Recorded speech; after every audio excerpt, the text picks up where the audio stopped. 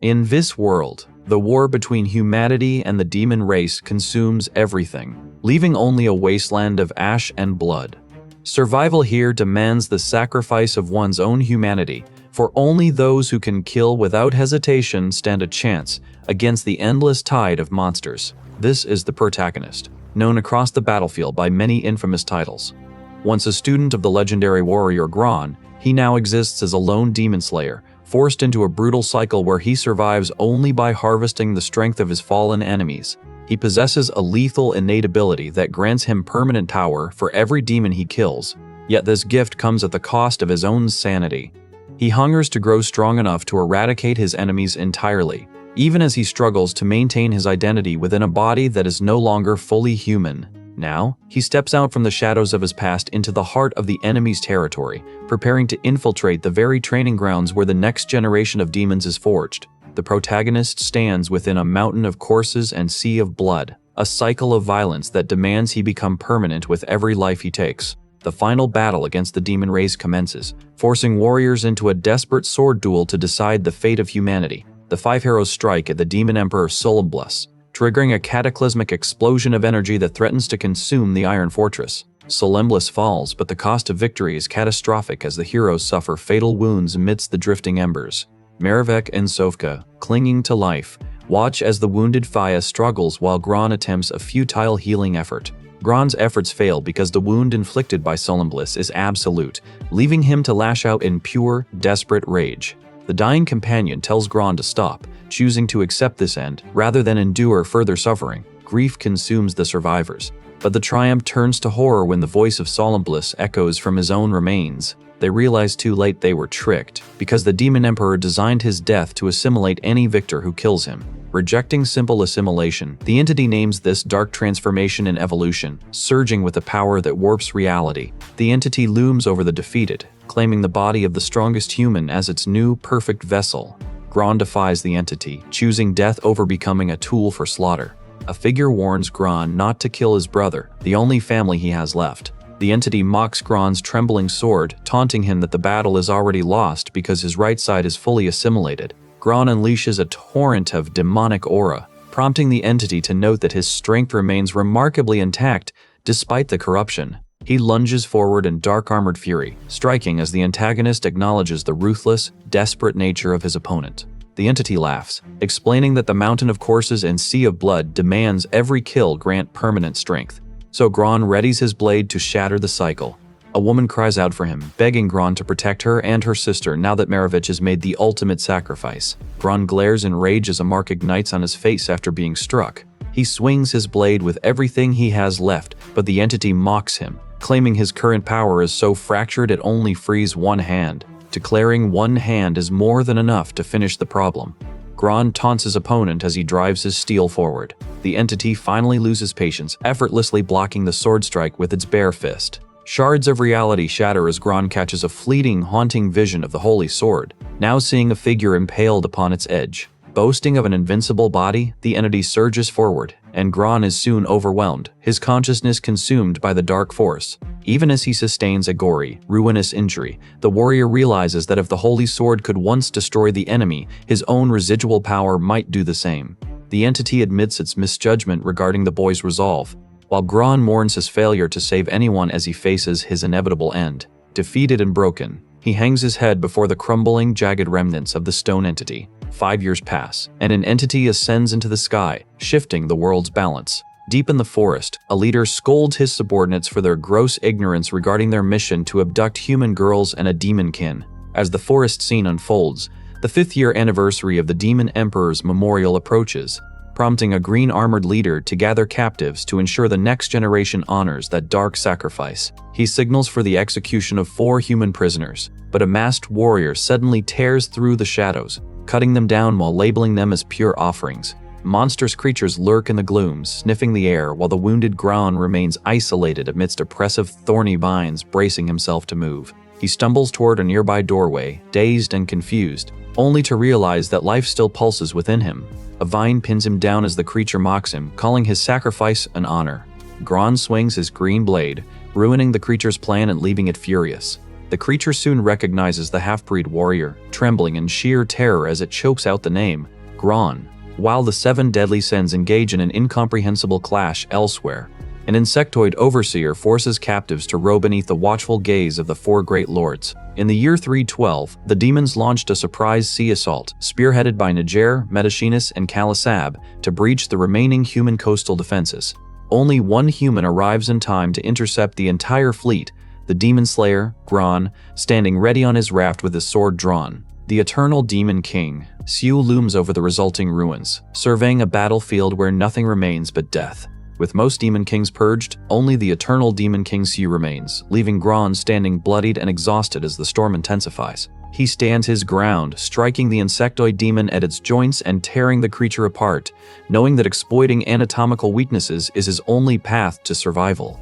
The realization hits him that he has been reincarnated into a demon's body, possessing the Mountain of Corpses and Sea of Blood ability at level 1, and he prepares to face a horde of monsters to grow stronger. He dismembers a creature frustrated that these weak demons provide no power. Activating his ability, he harvests their lives for permanent strength, watching his level climb to 9. A terrified centipede lunges forward, but he cuts it down instantly, sending its blood spraying across the ground. The creature screams in agony while he holds it captive, leaving him to stand alone amidst the bodies of those he could not save in his past life. Kneeling in the gore, he smiles as the weight of this new, violent reality shatters his entire worldview. He casts a healing spell, but his arm mutates into snakes, signaling his corruption. Standing in silence, he rejects this accursed fate while looming over the remains of his latest kill. Exhausted and wounded, he collapses into a pool of blood, finally accepting that he was not resurrected, but reincarnated as one of his own enemies.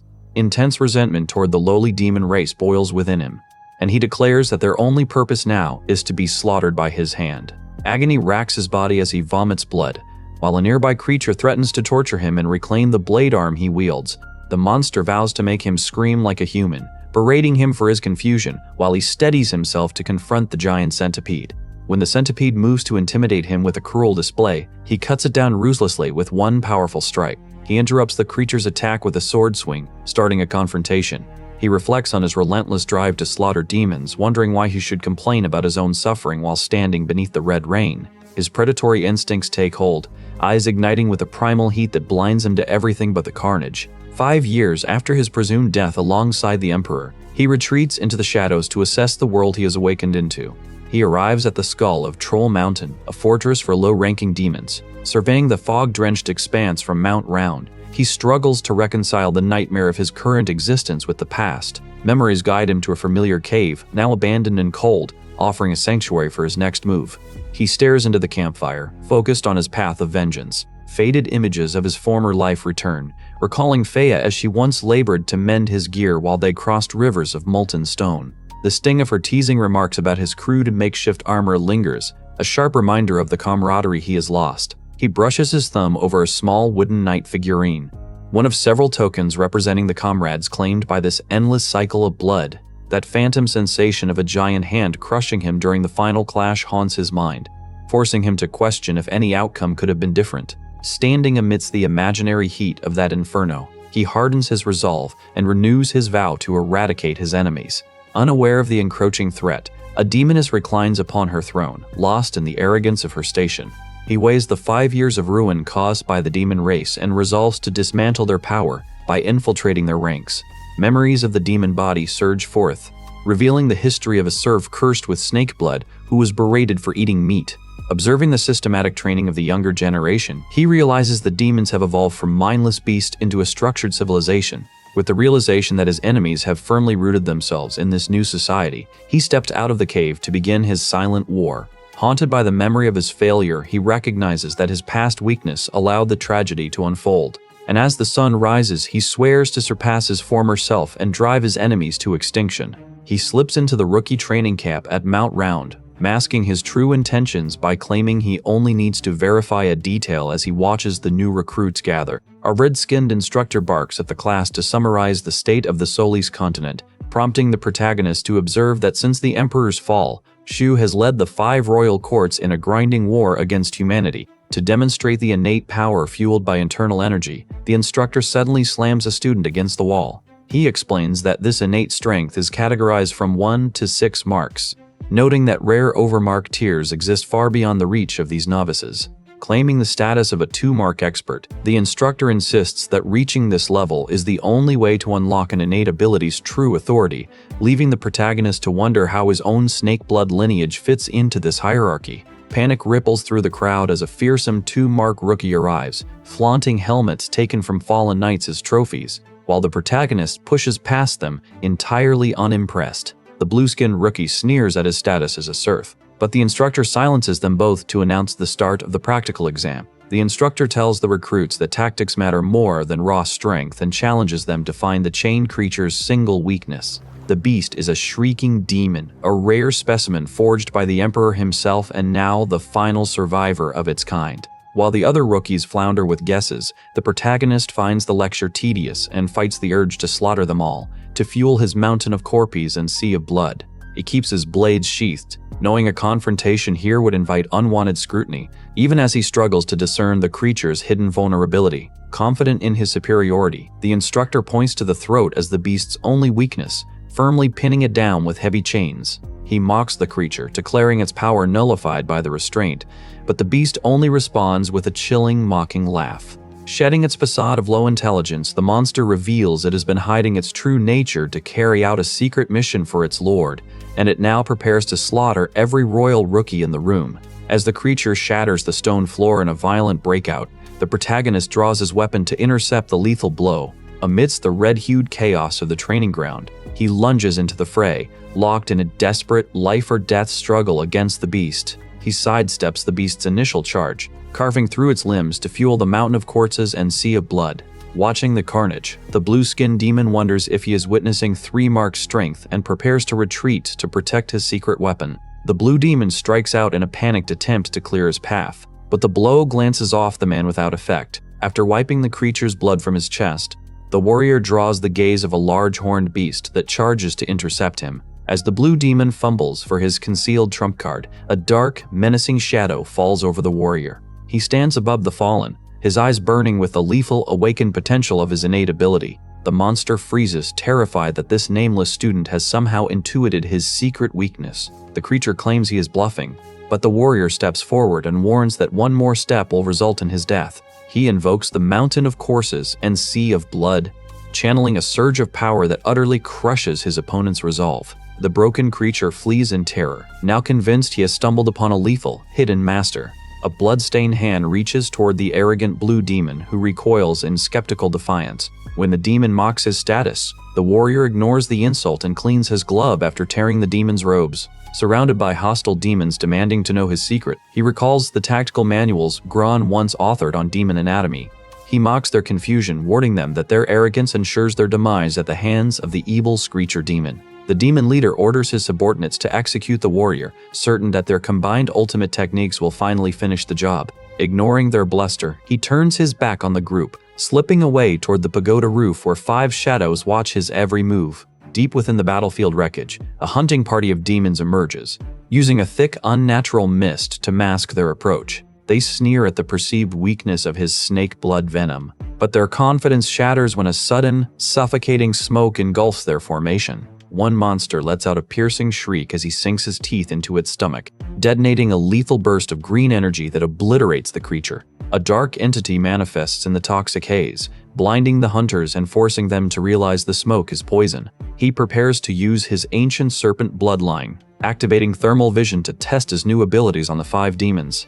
Dashing through the darkness, he strikes with surgical precision, channeling his power into violent serpent-shaped projections. Each movement confirms his suspicion that this ancient lineage offers a tactical versatility far beyond the limits of his previous human life. As the red demon attempts to dissipate the mist, the warrior watches him with indifference. The second brother mocks the warrior's previous victory as luck and prepares a counter-assault. The red demon roars and swings his blade, forcing the warrior into close-quarters combat. Defying the onslaught, he lunges forward with a blood-soaked strike, his speed so overwhelming that the demon freezes in pure terror. The defeated attacker collapses, frantically blaming his actions on a 2-mark genius, but his pleas fall on deaf ears. When the demon offers to reveal a secret treasure cave, he pauses, calculating the resources required to further evolve his bloodline. They track toward a hidden waterfall. the demon trailing behind with a warning that such mercy will eventually be his undoing. Once the location is secured, he silences the demon with a barrage of arrows, offering a final, hollow thanks for the information. Far away, a subordinate arrives at headquarters to report that a lowly snake serf has rampaged through the training grounds and driven off the screecher. Watching the report from the shadows, a purple-haired woman finds the news intriguing while the Mount Round leader, Bonebreaker, rests nearby. Finding only a box in the cave, the protagonist is attacked by a demon for touching its belongings and strikes back. Clutching an injured leg, the demon reels in shock at the rapid growth of his opponent, realizing that the narrow space and his slow healing prevent any chance of winning a direct fight. Seeing no other option, the demon activates his rock feather armor to escape, leaving the protagonist to spot another avian scout lurking behind the waterfall, further complicating the situation. Before the warrior can react, a dark, swirling shadow creature lunges at him, forcing him to sprint through the tunnel to build momentum for a strike fueled by green-eyed energy. As the avian demon dives down, mocking the detestable nature of their kind, the protagonist intercepts him, sending feathers drifting as they both crash into the water below. A forceful punch draws blood from the winged creature, but the protagonist is quickly struck back across the lake after delivering a decisive kick to his opponent's face. Sprinting across the water to regain his footing, he is suddenly ambushed by a swarm of bloodthirsty bileworms erupting from the lake's surface. The avian demon hovers safely above, promising to watch as the worms tear his prey apart, while Gron realizes the lake itself is composed of the bile of ancient remains. Biting into a shadowy entity to absorb its power, the protagonist impales his foes.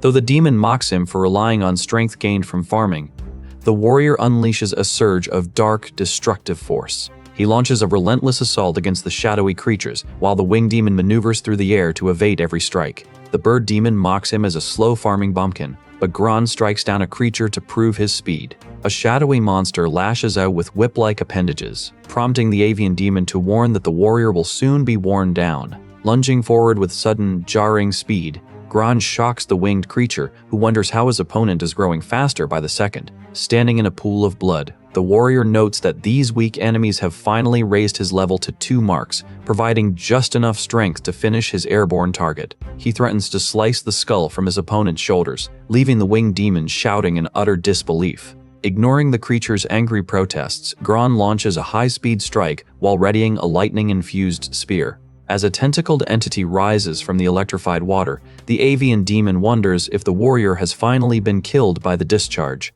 Miles away, a blue-skinned female demon finds her brother, who reassures her that he remains unharmed after dealing with a persistent thief. The wounded man offers his heart to her, vowing to protect her eyes even at the cost of his own life. Meanwhile, Gron realizes the stolen arrow has mutated, unleashing a swarm of electrified snakes that force his own body into a violent transformation. As his serpentine aura manifests, the warrior is engulfed in light and encounters a cosmic serpent.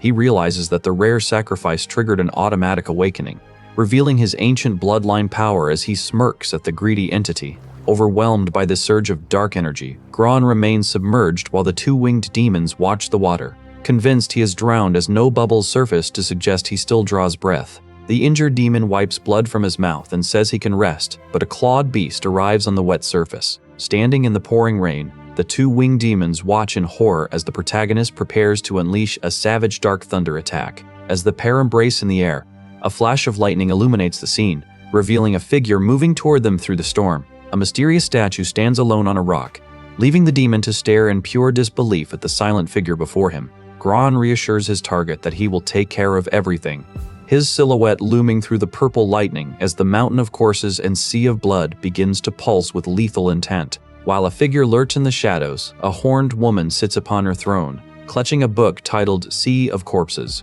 The 2 demons wait in the downpour, only to be confronted by the protagonist as he fully commits to his fierce thunder form.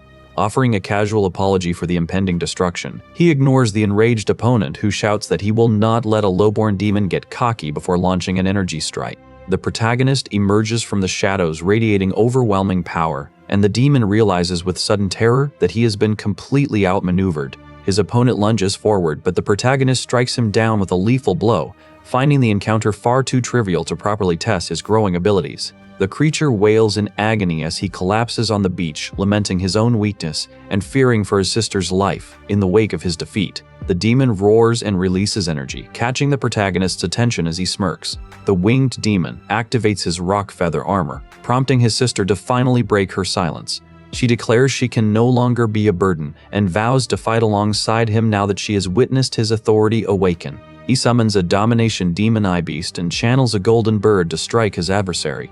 The two entities laugh as they clash, while the protagonist unleashes a relentless sky-piercing arrow rain to overwhelm his target. As he stands in the downpour, dark energy and purple lightning surge around him before he unleashes an eruption of power. A shadowy entity strikes, yet the warrior remains focused, turning to face his opponent while surrounding himself with jagged energy spikes in preparation for his next maneuver. He triggers a dark purple explosion to seize an opportunity, ignoring the demon's mockery of his attempt to use insect corpses as cover for a sneak attack. The frenzied creature unleashes a barrage of power, but the protagonist counters with a fusion god-slaying storm, blasting his enemy downward with a vortex of golden energy. Noticing his seal power shrinking, the creature reels as the warrior delivers an unstoppable blow using the thunder of the mountain Buddha path, forcing a begrudging admission that the technique is worthy of praise. Amidst the chaos, the wounded companion urges the protagonist to take a red pouch and flee, though the warrior refuses to abandon him. The creature kneels in the rain, pleading for the return of the pouch, because his sister's eye disease requires fresh human eyes to prevent blindness. The protagonist looks upon the pool of floating organs and reflects on the cruelty of sacrificing innocence for a simple healing spell.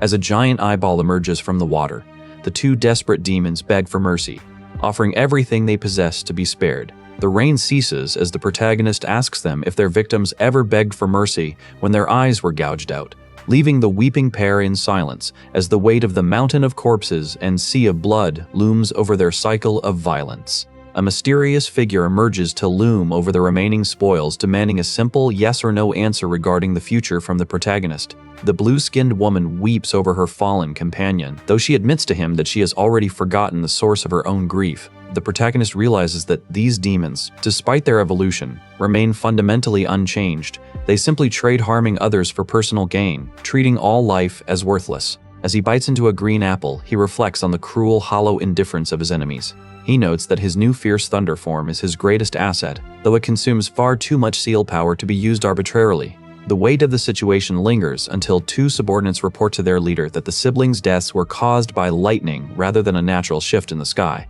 Surveying the headless corpses, he feels a grim satisfaction that his method was swift and decisive. A purple-haired woman in armor soon confronts the intruder in her territory, where he stands surrounded by clawed creatures.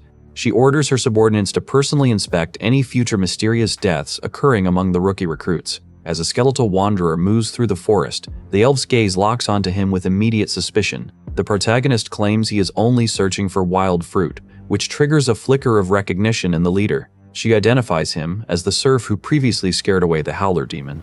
Yet a more pressing matter abruptly interrupts her. Forcefully pinning him to the ground, she steps on him and threatens to cook him into a dish if he fails to procure high-quality fruit. Retreating to her throne, the leader lounges while reading a book titled Mountain of Corpses and Sea of Blood. The protagonist approaches a group of monsters, probing the leader's 4-mark defensive power and realizing she possesses considerable strength. He identifies his own style as a speed-specialized demon, noting his lack of effective offense against such high defense targets. Watching her from the shadows, he craves the significant boost his ability would gain from her inevitable death. He struggles with an internal, gnawing obsession for his target, despite knowing his current chances of winning are hopeless.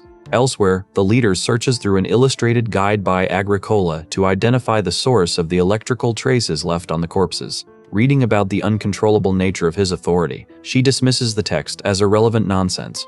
Gron knows he must plan a hunt that requires immense patience, aiming to grow strong enough to assassinate her before she becomes suspicious. Nearby, subordinates move secret cargo, desperate to keep their illicit transaction hidden from their leader's sight. A mosquito strikes a frog in the brush, perfectly mirroring the endless cycle of predation.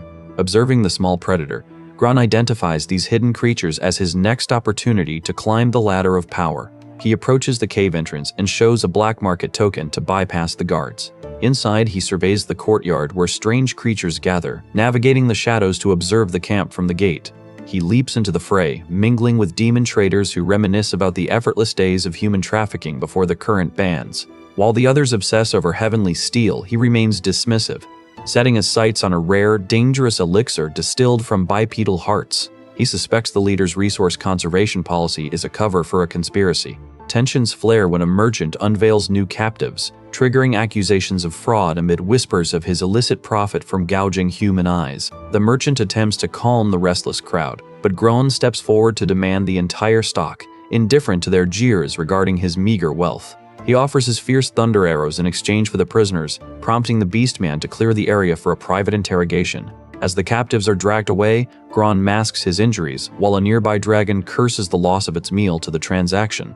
The merchant scrambles to finalize the sale, unaware that Gron is preparing to ensure such exploitation ends permanently. He channels purple energy to obliterate the creature as it screams in agony. He steps through the portal and walks down a corridor slick with the blood of his enemies. Behind him lies a trail of dismembered corpses, his strength surging as he fully embodies the mountain of corpses and sea of blood. Nearby, a lizard man threatens his own captives, oblivious to the fact that Gron is already systematically striking down his kin with lethal precision. A powerful dark entity unleashes volatile energy, and as the carnage settles, Gron realizes his internal counter has finally completed one full rotation. Terror grips a young girl as she stares at a severed monster head, leading a witness to gasp at the man looming above them is a demon among demons. He attempts to trigger his Day of Bliss authority, but the power remains stubbornly dormant, an uncontrollable and negative force that only activates automatically when his counter hits a new stage. Turning his attention to two blindfolded, bound children, he demands they reveal the location of their belongings. The boy rushes to retrieve his sack, prompting the blonde girl to taunt him by offering him the leash to control the other captives. Waking in confusion near a collection of wooden figurines and a frog, the young man thanks his savior for healing his eyes, though he is quickly reprimanded for his lack of respect. After the boy thanks him, the girl asks why he intervened, and Gron says he did it because he felt like it and tells them to be silent. Deep within a dark cave, he contemplates the fate of his captives while the group waits in a heavy, awkward silence. Trying to lighten the mood, the girl cracks a joke about a tavern festival in Enya, playfully ordering 2 cups at once. While the onlookers watch in nervous bewilderment, he responds to the dry humor with a deadpan peace sign. The blonde girl keeps staring at the men in the camp, leaving them baffled by her bizarre sense of humor. Without warning, he shifts, his shadowy tendrils lashing out to grab the girl and a man, who screams in shock as he realizes his benefactor has turned on him. Sitting in the darkness, Gron mocks the man for his naivety, declaring that all demons are inherently malicious and that this suffering is the price for trusting one. As the unconscious group lies by the campfire, the girl tearfully confronts the shadowy snake-like entity, finally realizing he only intended to poison them into sleep rather than kill them. She asks why he warns them if he is malicious, then tells him she trusts him and will follow him into the unknown. Dismissing her as a liability, he rejects the company, yet she persists, highlighting her value as a skilled swordsmith and finally revealing her name as Faye. Recognition flickers in his eyes as he realizes she is the granddaughter of Elysius, an old man he once knew when he was just 17, and he vividly remembers holding her as an infant. Upon seeking out the blacksmith, he finds the man cold and unyielding, as Elysius refuses to forge weapons for anyone stained by the slaughter of innocents, claiming his talent seal still reeks of the blood the warrior has spilled over the last decade. He mentions a recommendation from Sister Dia of the Mercy Order to secure a heavenly steel greatsword, which softens the old man's resolve enough for him to agree, provided the blade incorporates a statue of the God of Mercy as its guard. Standing in the biting snow, he is haunted by the tragedy of his memories, recalling the moment Elysius first handed him the sword named Sura, crafted in honor of the infant he once held. The truth of her origins emerges as he learns her parents were slaughtered during a demon raid on their village. The very same creatures that systematically dismantled his own life. Bitter realization sets in that these are the same monsters who murdered Sister Dea, fueling the growth of his mountain of corpses and sea of blood with every new life he takes in vengeance. Finding a newborn abandoned in the drifts, he offers a desperate blessing for a life free of pain, finally resolving to embrace his history and carry the names of the fallen into the inevitable, coming slaughter. Standing alone in the snow, he stares at the weapon's hilt and taunts his enemies, declaring that the statue of the God of Mercy no longer offers them salvation. He questions the very concept of mercy while dragging the blade through the blizzard, ignoring the monsters advancing toward his location. Dismissing the Order's methods as mere self-deception, he readies his weapon as an enormous horde of demons gathers in the cold to challenge him. He declares that before the wicked can strike the innocent, he will strike first, his grip tightening on the steel inscribed with Sura. Plunging into a violent frenzy, he slaughters the encroaching monsters until their bodies pile up around him in a grisly heap. He kicks a demon and unleashes a slash that tears through the remainder of the horde. He uses the mountain of corpus and sea of blood, vowing to leave no one alive. Determined to eliminate every last demon, he stands triumphant atop the nightmarish mountain of corpses he has just created. Faye approaches him, recognizing the man as her uncle, but she recoils in shock at the sight of his transformed, demonic appearance. He dismisses her questions about his age and form as a long story, instead pressing her for details on how she fell into the demon's hands. The girl declares she will forge the strongest demon-slaying sword before returning home, and he encourages her ambition, promising to protect her. As a mysterious eye watches from the shadows, he admits to himself that he envies her clear sense of purpose.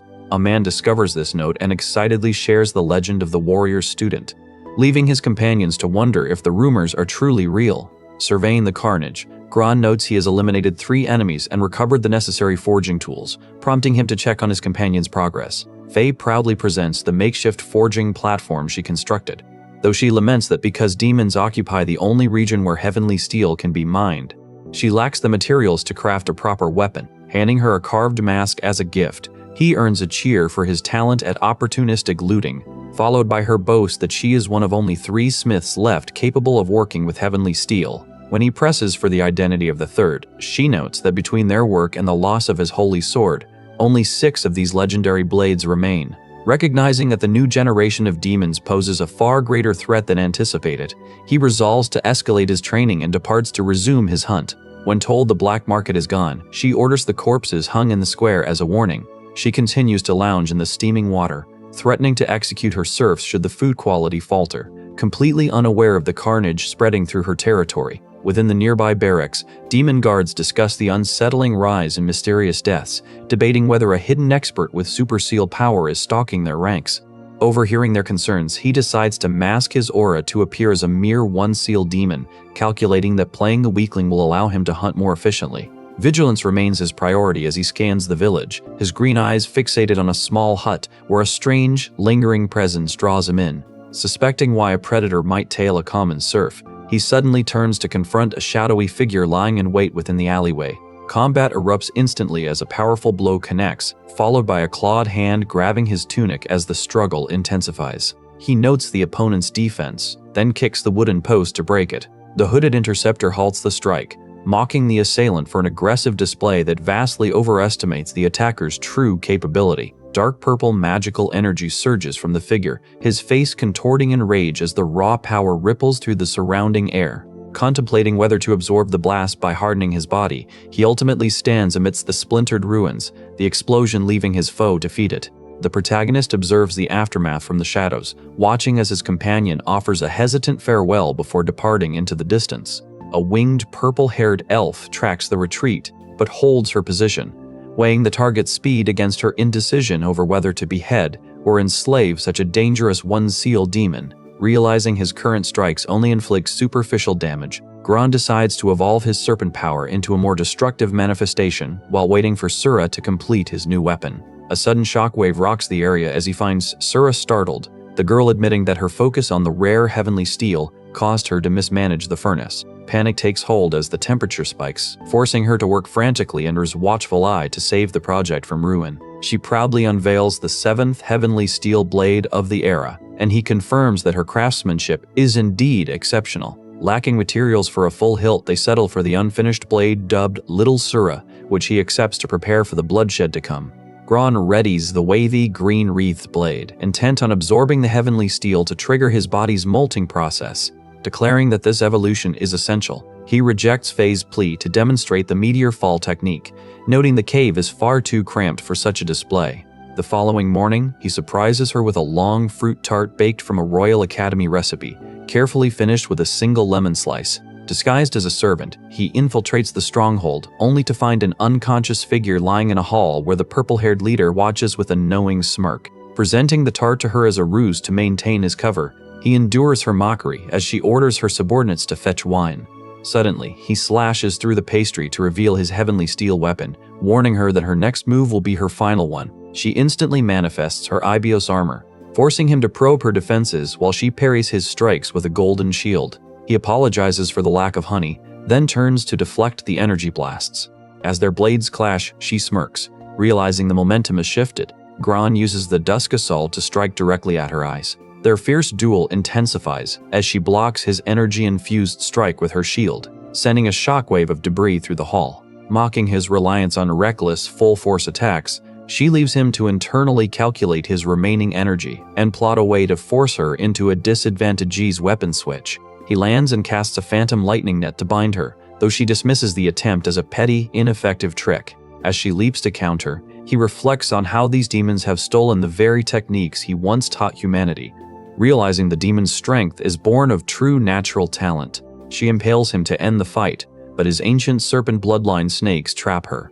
A shadowy entity looms over the warrior, declaring the warm-up over as the true battle begins. Legends whisper of the hero Ibis, who strangled a lava python to protect the moonlight, perishing in the flames to save the world. The horned warrior struggles against time, spotting a critical gap in her opponent's shield spear transformation. She strikes, but he catches her blade in his mouth and declares he has her. She activates the Hand of Rest from her Ibios armor to deliver a powerful punch. She unleashes a surge of dark energy that shatters the landscape, intent on overwhelming her foe. The injured fighter braces for the impact, desperate to survive the blow long enough to heal his broken ribs. When she attempts a joint lock, he accepts the challenge, choosing to engage her in close quarters combat. After he narrowly dodges her strike, she pins him down, mocking his endurance while deciding to spare him for now. She demands his service, but receiving only silence, she prepares to strike him down for good. He counters with a kick that shatters the ground beneath them. He stands before the skull monument, though the demoness doubts he survived his wounds. He casts a healing spell in midair, landing with force to stabilize his failing body. Readiness surges through him as he prepares the Thunderlight Skyfall sword skill to turn the tide, knowing the cycle of violence demands he fight to remain. Piercing the demon's skull, Gron lunges forward to unleash a violent sword strike that manifests a swirling vortex of energy. He stands amidst the wreckage, his dark aura coalescing as he readies himself for the next wave of combat. The creature barely avoids a killing blow, forcing the warrior to finally reveal the true extent of his power after 2 years of relentless hunting. Gron manifests the Undying Battle Banner to absorb the incoming damage, leaving his stunned opponent reeling at the recognition of the forbidden technique. He manifests energy, claws, and swings his blade, telling the demon to take its pride to hell. A sudden shift in the atmosphere forces him to call out for Faye in alarm, while she looks up in confusion, sensing a dangerous presence looming above. The atmosphere grows heavy, signaling a dangerous presence approaching. Faye stands in silence, red energy bleeding from her as she vows vengeance and reveals the tattoo on her neck. A cryptic message confirms Gron is joining their ranks, though the speaker openly scoffs at the validity of the legendary demon-slaying maniac. A dark structure erupts from the earth while a hidden entity watches. The party stares at the portal as a mountain troll demon emerges, forcing them to exclaim, "It's a mountain troll demon." As the troll screams in pain, a knight realizes that is the Skyfall sword technique, but how? Just before a beam of light hits it, smoke clears to reveal a mysterious figure stepping forth. Even as a giant beast slams its claw into the earth with earth-shattering force. The figure falls under a barrage of blades just as a stone giant erupts from the ground. A blindfolded woman immediately channels her magical energy, weaving a circular barrier to shield the group from the giant's impending assault. The stone arm slams into the ground, creating a crater and scattering blood. As the creature opens its blood-stained maw to unleash destruction, the 4 adventurers brace themselves for a desperate struggle against the magical threat. Gron, severely wounded and bleeding into the soil, forces himself to stand, refusing to yield despite the agony. Amidst the chaos, a voice questions Marevech about the identities of his 3 companions as the 4 warriors assemble in the darkness.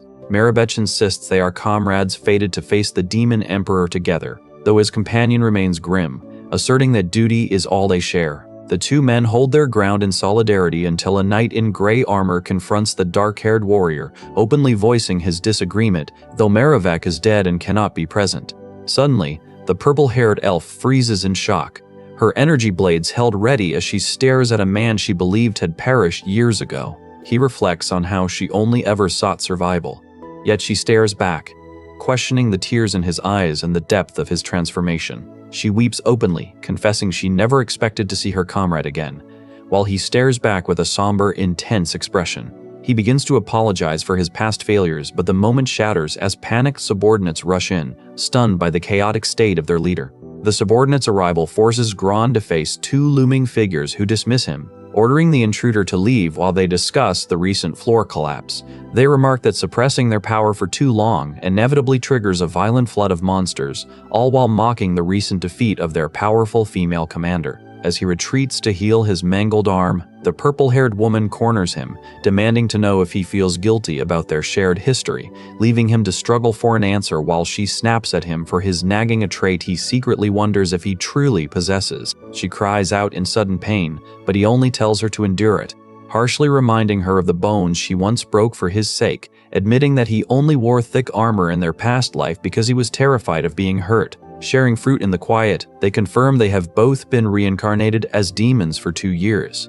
And he explains that he finally located Fea through their bloodkin sensing, having believed until now that she was the only one reborn. A sudden, chilling realization hits him, and he asks in shock how she became a female demon, only for her to look at him with utter boredom and reply that she has always been a woman. He coughs in surprise at the revelation, leading her to ask if he truly spent 2 years believing she was a man.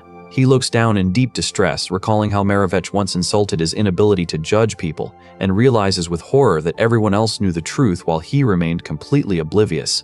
Demanding to know why she never told him, he receives the simple retort of why he never asked. She confirms her identity by referencing how Fea calls her Jeye, a term he had mistakenly assumed was a northern military title like Jarl or Boyar. Later, he introduces the sleeping Sura, the granddaughter of Elysius, and as the woman watches over the girl, she counts the small armored figurines on the table, noticing that one is missing. When a mysterious figure asks why he hates himself, he insists it is merely a way to force himself to do better, but haunted by the disconnect between his past and present, he vows to root out evil and protect everyone, drawing a laugh from the woman at his stubborn resolve. Gron asks, "Just you?" as he vows to fight while the demoness smirks down at him. Locking hands in a display of raw strength, they establish a new, uneasy solidarity born from their shared past. His gaze drifts to the small wooden figurines on a barrel, which represent his fallen companions and serve as a constant reminder of the mountain of corpus and sea of blood. Activating Shadow Step to reposition, he notes that for 2 years, he has publicly restrained demons while secretly assassinating rising geniuses, complaining that anyone with strength here plots to kill him for power. Their conversation turns to the second-generation Cruelty Demon King, whose disregard for politics makes the demon ranks difficult to manage, until a menacing purple creature suddenly reveals its presence. Anxiety flickers across the demoness's face as Gron admits his demon nature is swaying his mind, confessing that his personality has softened and his methods for destroying enemies have lost their creative flair. As he greets a figure, Faye asks who this woman is, leading the newcomer to playfully pinch the girl's cheeks, introduce herself as Faye, and criticize the shabby clothes Gron provided. Telling her to accept this second chance at life, he follows the demoness as she insists they move to her more secure basement.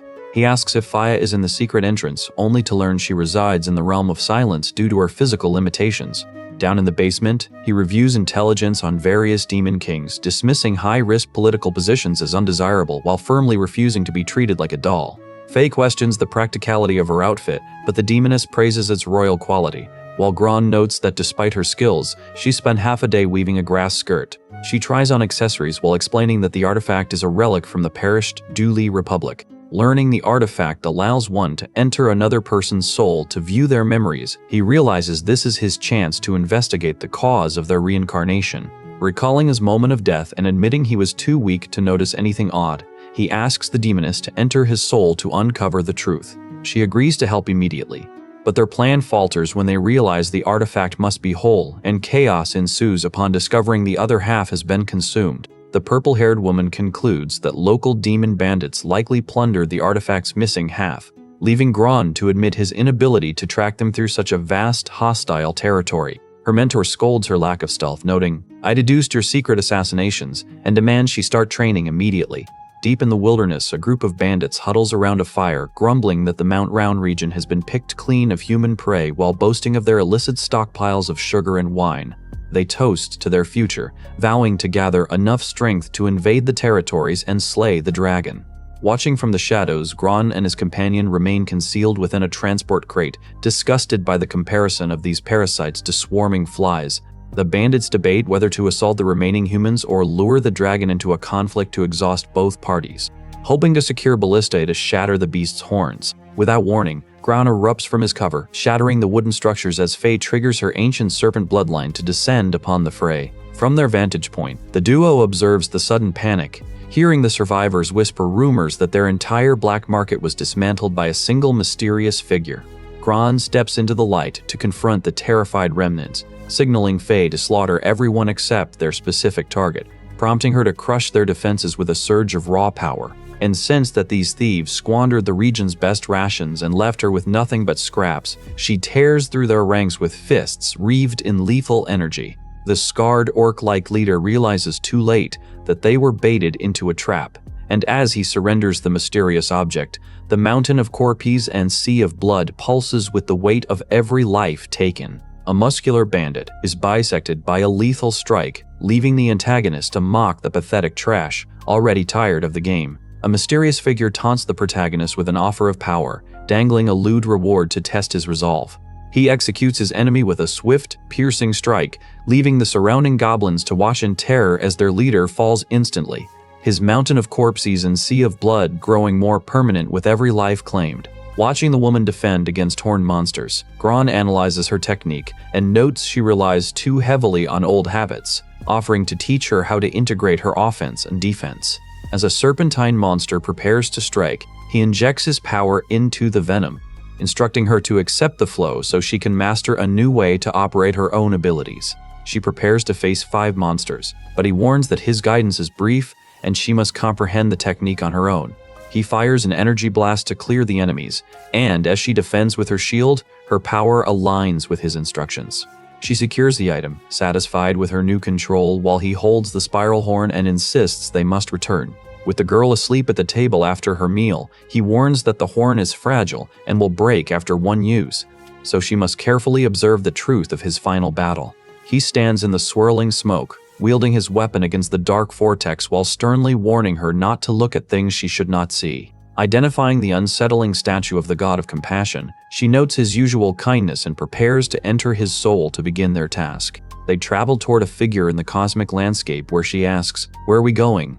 Standing in the expanse, she sees a knight bisected and realizes, this is Gron's memory from after I died. Inside this fractured memory, he witnesses himself trapped and fusing with the jagged remains of Sulla. An malevolent force stirs, pinning him in a state of agonizing helplessness as dark energy pulses through his veins. Facing an inevitable end, he triggers his final contingency, the cruelty reincarnation technique, to preserve his crusade within a new demonic host. He vows to seize a talented vessel, finally understanding that his own rebirth along with those of his niece Faye, Gron, and Merovech stems from the authorities' catastrophic instability. She stares in horror, her breath hitching at the sight of Sovka's lifeless body cooling in a pool of blood.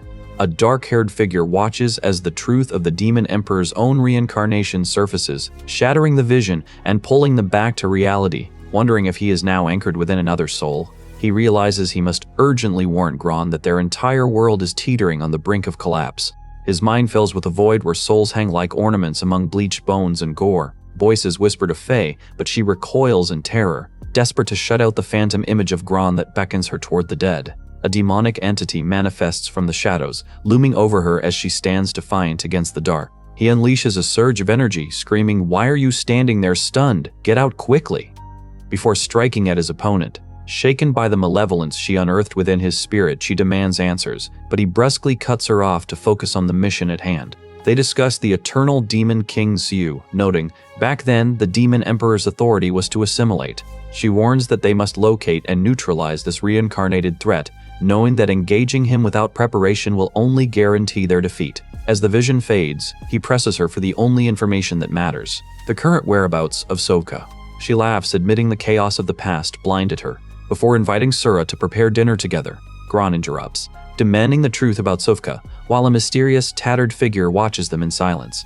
Faye looks down, struggling to find the words to break the difficult news. Nearby, an armored knight warns the group not to approach the dark forest as they celebrate their latest catch. Gron jokes that his inability to read the atmosphere is exactly why his spouse left him. When asked about his missing mark, he explains that the Count only appears when he kills against his will, fading only when he finds happiness.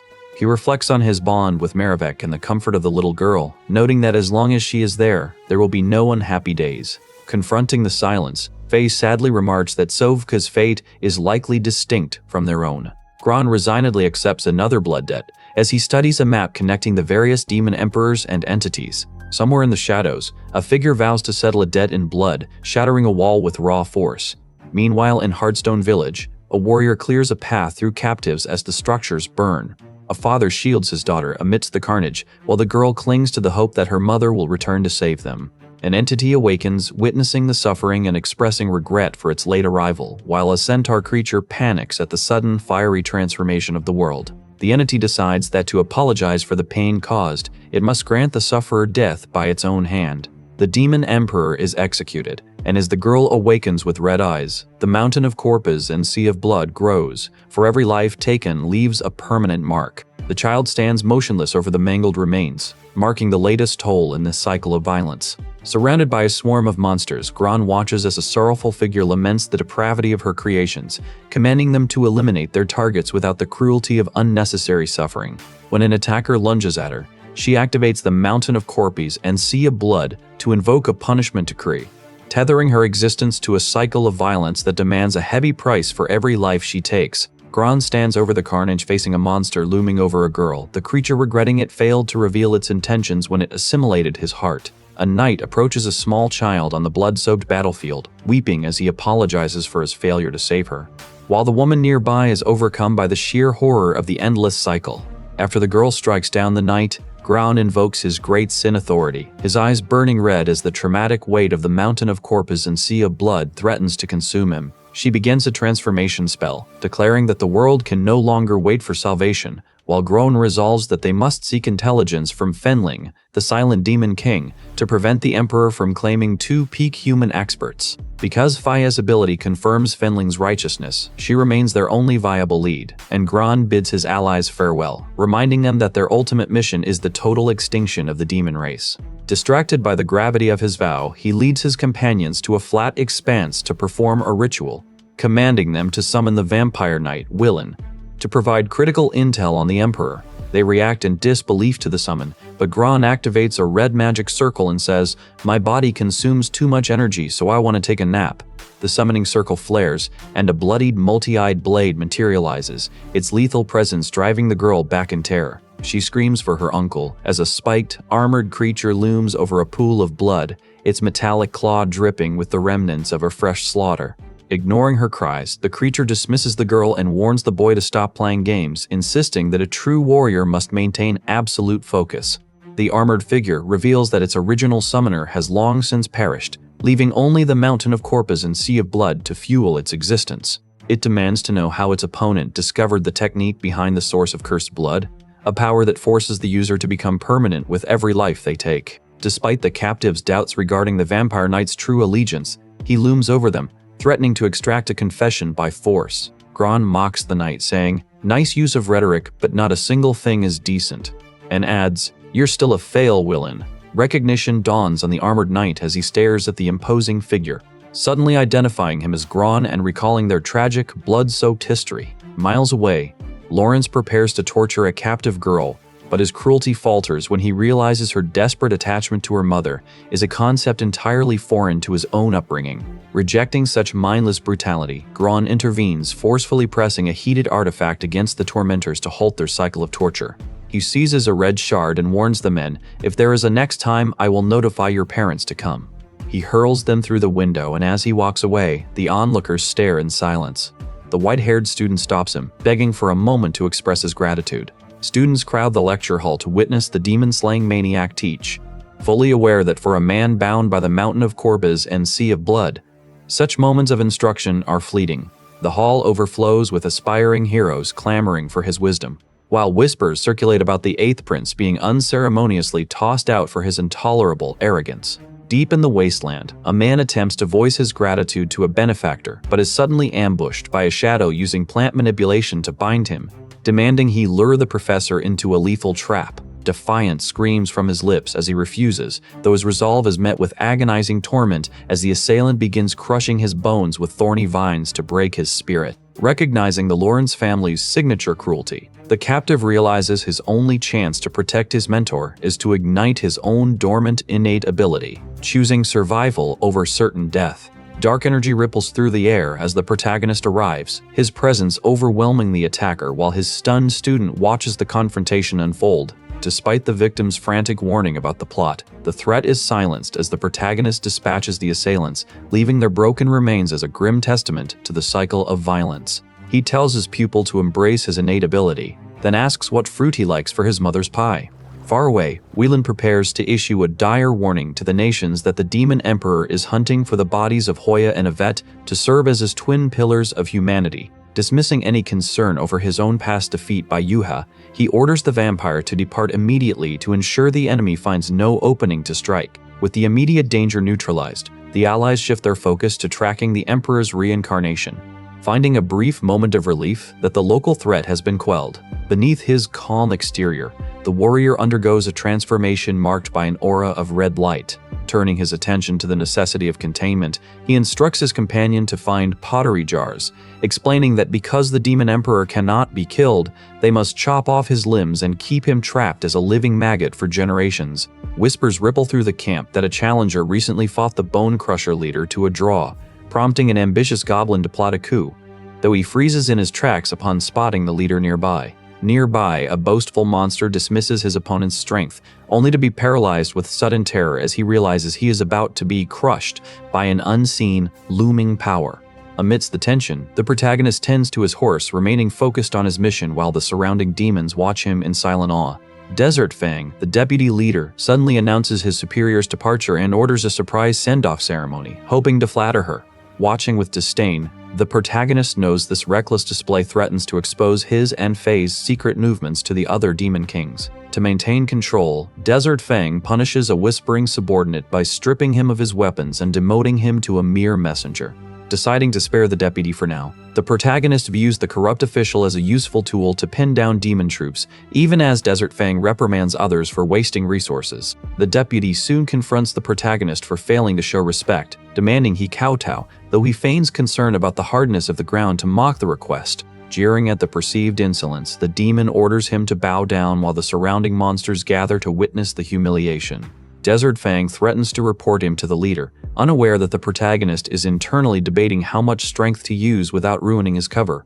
When the deputy grabs him, the protagonist trips him, slamming his face into the dirt. A year later, Desert Fang attempts to complain to the leader about this defiance, fully expecting her to punish the protagonist. The leader impales the deputy's leg with a spike, warning that one more question will be his last. She commands the demons to kneel whenever the protagonist appears, leading them to fear he is a powerful figure.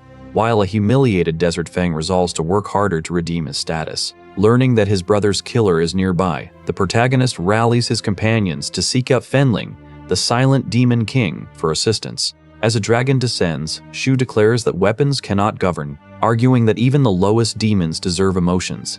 Demon lords debate making the Emperor a deity, while Maintun mocks Chu and Fenling asks why she was summoned. Addressing her directly, Shu promises he will not force her to abandon the old era, insisting his true objective is the systematic reform of the world rather than the wholesale extermination of humanity. Willan the Vampire Knight flies for days across unclaimed zones to warn Restoration City of the Emperor's return. Upon reaching the castle, Willan reports his findings, his nerves fraying as he prepares to face the feared Emperor Hoya, a monarch notorious for rising to the throne through kinslaying and regicide. Hoya welcomes the visitor while dining, noting that his 8th son speaks highly of the knight before cordially inviting him to pull up a chair and share the meal. Hoya commends his sincerity, ordering his history recorded as a status window registers 14 new mana-related skills, including mana manipulation and mana ablation. Observing the monarch, the visitor finds him unexpectedly approachable, belying the kingdom's grim history of recording royal deeds in the books of the White and Black King.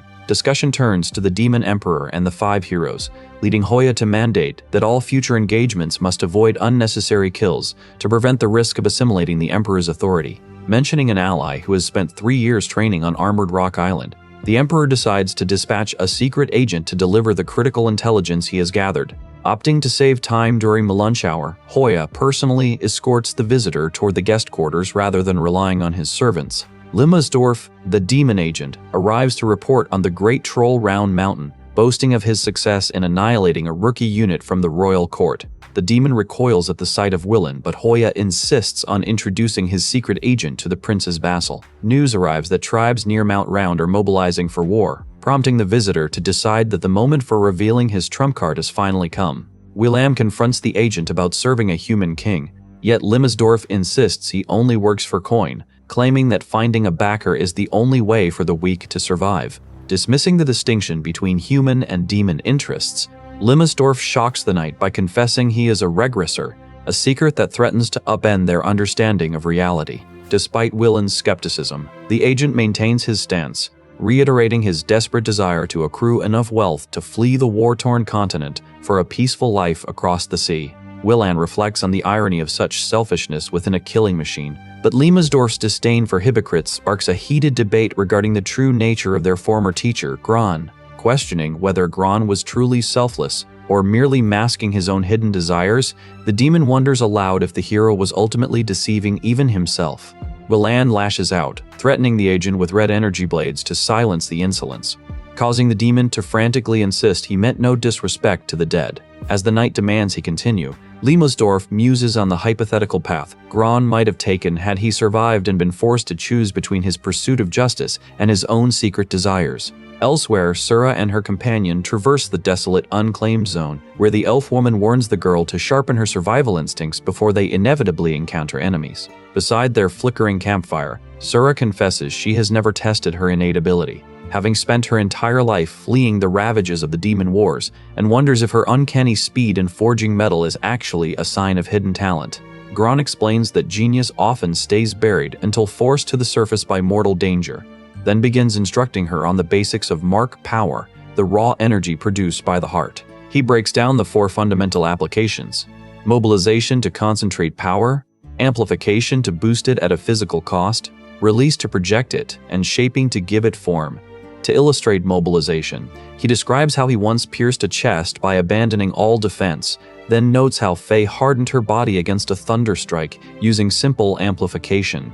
He demonstrates how he uses shaping and his Ancient Serpent bloodline to manifest independent constructs, then urges Sura to feel and mobilize her own inner reserves. Following his lead, she successfully channels her energy, feeling her heavy hammers grow light as he warns that while mark power enhances gear, the effect decays unless the equipment is forged from heavenly steel. He transitions to defensive training, insisting she master local resistance to ensure her survival, because their limited energy reserves demand absolute efficiency in combat. She asks him to pull his punch, but he threatens to heal her hand if she breaks it, prompting her to strike.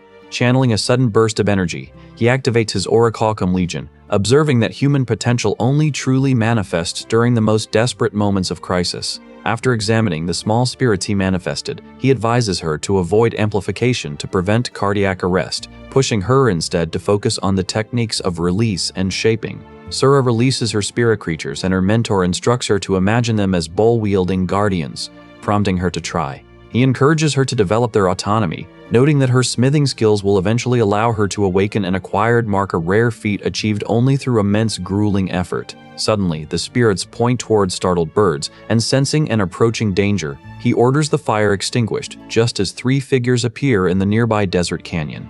The group includes Lero, who scolds his companion for using his title in public, fearing their identities will be exposed while they carry the unconscious, injured princess. Elsewhere, a man and his purple-haired companion watch the desolate horizon, questioning why any noble would risk traversing a territory crawling with violent demon gangs. The pair watches the 3 figures, realizing the unconscious woman is Yvette, Aenea's 9th princess and the most ambitious of Hoya's adopted children, while the man wonders why she is so severely wounded in this territory riddled with warring demon gangs.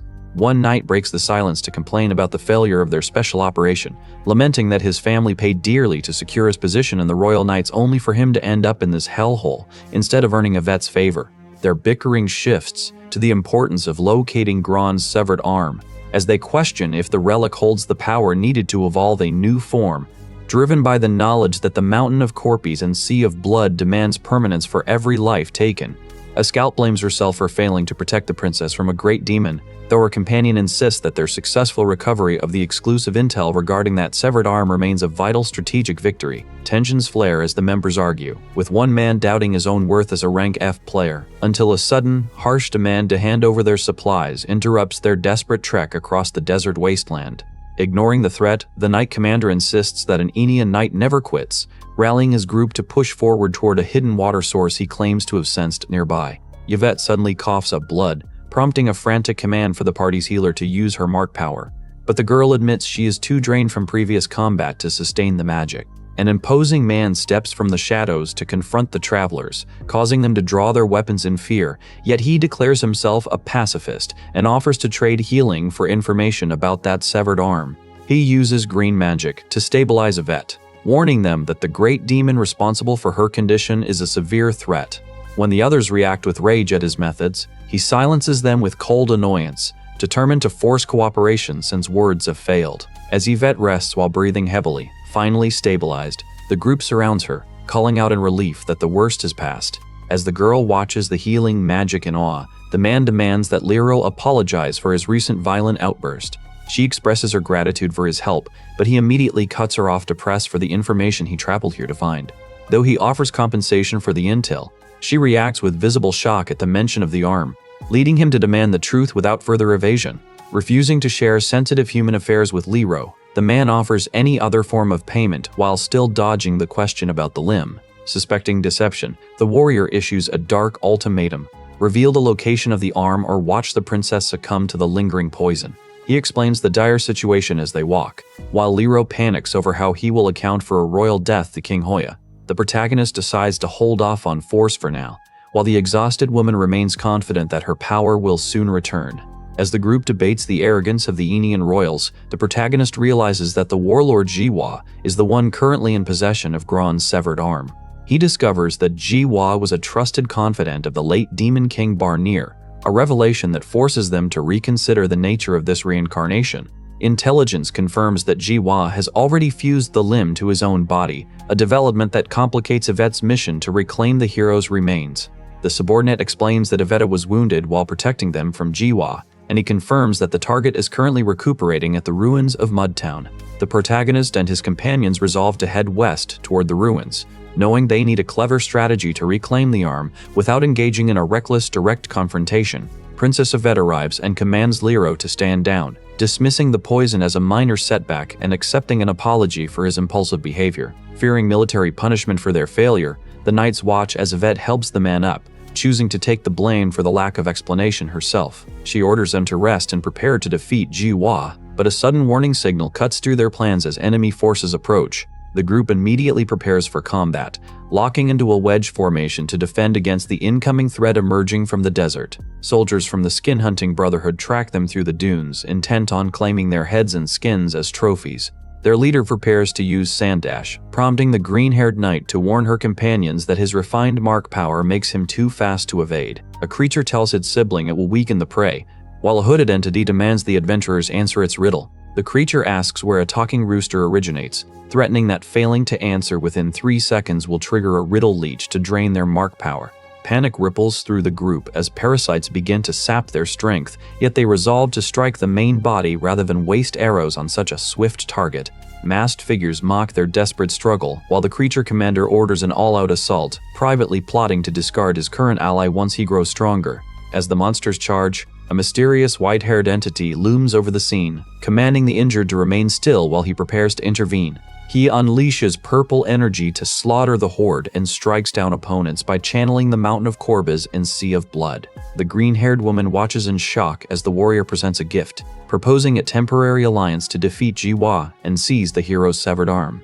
Ascending to the third mark, he notes that even these discarded remains hold immense power before stepping into a fresh pool of blood. When the bandits attempt to pin him down with a sand screen to force a riddle answer, he calmly replies, "4 bone." As the enemy claims the answer is incorrect, he activates his ancient snake bloodline to gain thermal vision and unleashes an instant lightning flash to shatter their defenses. The shadow warrior executes the monster, while another creature sinks its teeth into its prey. Terrified onlookers watch in awe, while a horned creature laughs, amazed to find such talent in these unclaimed lands. This horned warrior activates his Earthlord authority, threatening to peel his opponent's skin for a collection. Attackers descend upon the castle and trigger an explosion that leaves soldiers dead on the battlefield. The attacker vows to make the castle look beautiful while crouching low amidst a cloud of rising dust. A soldier fires a bolt from a ballista, forcing his opponent to dodge the blast. The protagonist arrives with his companions at the desolate landscape, resolving to take full responsibility for the chaos. Powerful blasts strike the ground near the fortress walls as the figures advance. A muscular humanoid demands updates from his brothers while guards stand ready at the fortress gate. An order rings out to surround the small group and prevent any of them from escaping. A monstrous figure crashes into the fortress, prompting a terrified cry for help from one of the victims. The monster yells for his companions to fight, even as others are paralyzed by the sight of the carnage. The group despairs, questioning if their leader has the mark power necessary to activate his innate ability. Gron deactivates his current form to rest, then immediately manifests his celestial body to regain the advantage. He mocks the enemy as a mere ant, then slams a glowing green hand into the earth with immense force. A green-haired fighter delivers a bloody strike, and Gron strikes down a dark monster with a powerful blow. The woman reminds him that he taught her enemies can be used as weapons if they are easy to grip. Sudden projectiles fill the air, catching the green-haired fighter in a barrage of arrows. Soldiers on the fortress wall open fire while a character hurls a heavy object with immense force. An explosion crushes the creature into the earth, and the warrior charges through the debris. The demon creature trembles in terror as the warrior prepares to strike with his glowing green sword. The warrior's strike erupts into a green energy blast that obliterates the urban landscape. Amidst the settling dust, he notices movement approaching from the west and spots a small dragon flying alone against the backdrop of the setting sun. A shadowy monster emerges from the desert terrain to confront him, while two distant travelers watch the dragon with caution, wary that the encounter could escalate into a fight. As this entity manifests, the green-haired woman weighs her options and finally accepts the warrior's proposal to form an alliance. Despite this pact, she secretly rejects the idea of splitting Gron's severed arm, calculating instead how to steal the relic for herself. The protagonist catches her gaze and asks why she intends to betray him. Later, as a celestial entity glows in the night sky, the group rests by a campfire to share a meal in the quietude of the desert. The green-haired woman instructs the man to follow their unit, explaining that she must consult with the demons to redeem her past mistakes. They discuss the approaching woman and the fate of Gron's remains, while the man laments his own unworthiness compared to his idol, the knight Yadivi. Just as the group attempts to rest by the fire, a stranger steps forward to confront them, demanding to know if the demon among them is their companion. Before they answer, the hooded figure draws two swords to sever the combatant's limbs. Three individuals scream in agony as their hands are mangled, and the woman gasps, recognizing the signature technique of the attacker. This mysterious figure reveals the true extent of his power, looming over the defeated and wounded characters with lethal intent. Yvette, the ninth princess, readies her blade as the blue-eyed man arrives to apprehend her on his master's orders. While the protagonist prepares his dual daggers for the clash, Faye recognizes the attacker's skill as that of the uncrowned knight and urges her allies to intervene, though the protagonist attempts to halt the violence to negotiate first. They stand locked in a tense, silent standoff, each side measuring the other's resolve. The blue-haired assailant recognizes Daden and Gru, mocking their growth and noting that while not biological brothers, their bond remains unbreakable. A sudden, violent ambush interrupts the exchange, forcing Faye and the others to scramble for cover as the shadow attacks. Gron unleashes his eternal night dragon's soul, calling forth a shadow summon wreathed in blue energy to reclaim his advantage. He complains about the difficulty of his mission while warning a dark dragon not to interfere as he must fulfill his master's orders. The attacker scoffs at the legend of the flawless knight Marivek, claiming the knight's reputation for being unscarred is a ridiculous lie. The assailant screams that this is everyone's fault, while the horned warrior begs, "Calm down, Marivek." Dodging their strikes, the blue-haired warrior mocks their panic and executes a flowing water sword technique to carve through their defenses. He remains focused on his objective, wounding the purple-haired warrior in the shoulder because he must complete his master's command at any cost. Faye accuses him of being brainwashed, but he dismisses her, activating White Mist Mirage to refract light and vanish from sight. He strikes with a golden gauntlet, forcing the white-haired warrior to protect Yvette as he realizes their opponent has bypassed their defenses. Gron activates thermal vision to track the invisible threat, clashing blades against the fiery energy of his opponent. The protagonist traps them in a cage of fire, rendering their thermal vision useless because he had already anticipated their counter-strategy. Faye summons a Dawn Guard shield to protect the group, but the attacker pummels them with a fierce thunder dragnet. In the chaos, the wounded plead for healing, but the assault continues as a blade strikes inches from the terrified girl. Gron leaves his enemies crippled rather than dead, warning them to value the mercy he has shown by not squandering it. Watching this, the blue-haired woman ponders how to breach his defenses, only to recoil when a man accuses her of unworthily mimicking the uncrowned knight. She scoffs at his indignation, retorting that the uncrowned knight died as a permanent second best who never achieved the rank of first knight. Declaring that the title belongs solely to the king's son, she reveals her true ambition to seize absolute strength and ascend as the next demon emperor. A dragon descends, forcing the group to scatter. As they dodge an energy strike, seeking safety behind a golden barrier, they warn Yvette that the beast's aerial position leaves it vulnerable if they can coordinate their focus. Gron activates his celestial body to counter the creature with an energy blade. The dragon dismisses his ability as a parlor trick, watching as Gron charges to channel dark energy. Leaping past a pillar of purple lightning, Gron wields the full, fierce thunder skyfall technique while the dragon looms above him. An old man observes their failure to capture Yvette from afar, unaware that Gron is kneeling in the distance, summoning lightning to mask his true power. The woman demands to know why Gron retreated without using his full strength, only to learn the entire encounter was a calculated performance. Faye asks the assailant if his self-inflicted wounds cause him pain, but he insists the agony is necessary to craft a battle-hardened image for the public. He brushes his scar to ensure it heals properly, obsessed with gaining the world's recognition. Gron heals the bandaged man, who masks his true intentions behind a grimace, leaving the others to wonder why he kept his recent injuries a secret. The assailant panics over his marred appearance, realizing he must maintain the ruse at all costs because an unseen observer is watching his every move. Faye snaps back, insisting her pain was real, yet she senses a subtle shift in Gron, questioning his claim of serving a master since she doubts he would ever truly submit to anyone. Gron suspects this talk of a master is merely a pretext to avoid responsibility, while nearby two cloaked figures argue over their failed mission, blaming poor intelligence for underestimating the human resistance. The blue-haired man refuses to continue the job due to the high risk posed by the fifth sigil demon who wounded him, demanding 10 bottles of Hoya's secret medicine to reach the 6th mark and secure the 9th princess. His older contact scoffs at the exorbitant request, warning that Hoya's elixir is so potent it could kill a knight, and offering only a single bottle as a concession. They haggle aggressively over the price of power, eventually settling on 2 bottles, and with the deal struck, the blue-haired man agrees to keep tabs on the 9th princess. Both resolve to rest until dawn before traveling to the ruins of Mudbowl Town, where the cycle of the Mountain of Corpus and Sea of Blood continues, ensuring that for every life taken, one becomes more permanent. The group encounters a woman who recognizes Gron and Faye, bowing an apology for their earlier rudeness, while offering sincere gratitude to Syrah. Ashamed of having nothing to offer in return for his repeated help, they pledge their loyalty, yet Gron dismisses the gesture, focusing them entirely on the task of recovering his severed arm from Jiwa. Accepting their service, he declares that he will lead the way to decide the world's fate, carrying the heavy burden of his ancient power. Faye lights a campfire using a simple spell to ward off the biting night cold, allowing the group to rest before the journey ahead.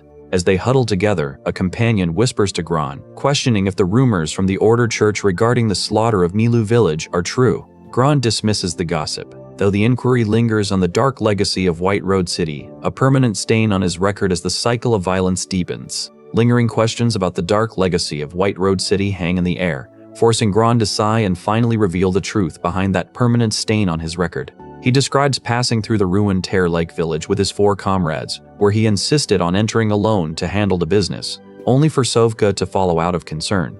A distorted, dual-headed entity suddenly emerges from the shadows, welcoming them to a ghostly wedding ritual birthed from the tragedy of that massacre. Gron moves to contain the spirits with a seal, drawing a complaint from his companion that he should instead use holy light to end their suffering peacefully. The white-haired woman watches in silence as the holy sealing light activates, looming over the skeletal figures of the trapped lovers. In a surreal moment of connection, the spirits reach out to one another, their spectral bond mirroring the travelers as they navigate the shifting landscape. A fast-paced clash erupts without warning, only ceasing when the woman commands a stop, prompting Gron to sheathe his blade under the night sky. He sternly demands an apology for her reckless physical contact, explaining that his reaction was purely instinctual, leading her to admit she was far too forward. Watching the aftermath, the others remark that this is exactly what he would do. The party eventually reaches the ruins of Mudbowl Town, where Gron recognizes the danger and orders everyone to stay hidden while he sneaks in to target Jiwa directly. Inside, recruiters hold assessment tests for new soldiers while demons discuss the difficulty of capturing women from the Conquest King's court, leaving Gron to prepare his infiltration of the enemy stronghold. He directs Yvette to escort the remaining captives to human territory, suggesting they trade the men to the Hunterskin Brotherhood to recoup their losses. As the Horned Overseer announces the final recruitment slot of the day, Gron and his companions push into the meeting hall just as the examiner confirms the candidate list is complete. Observing the influx of demons eager to serve Jiwa, the examiner, Clover, steps forward to remind the crowd that only the elite will be accepted. One competitor schemes to use a child as a prop to appear powerful, while others sneer at the mysterious dark-haired man standing silently in the heap.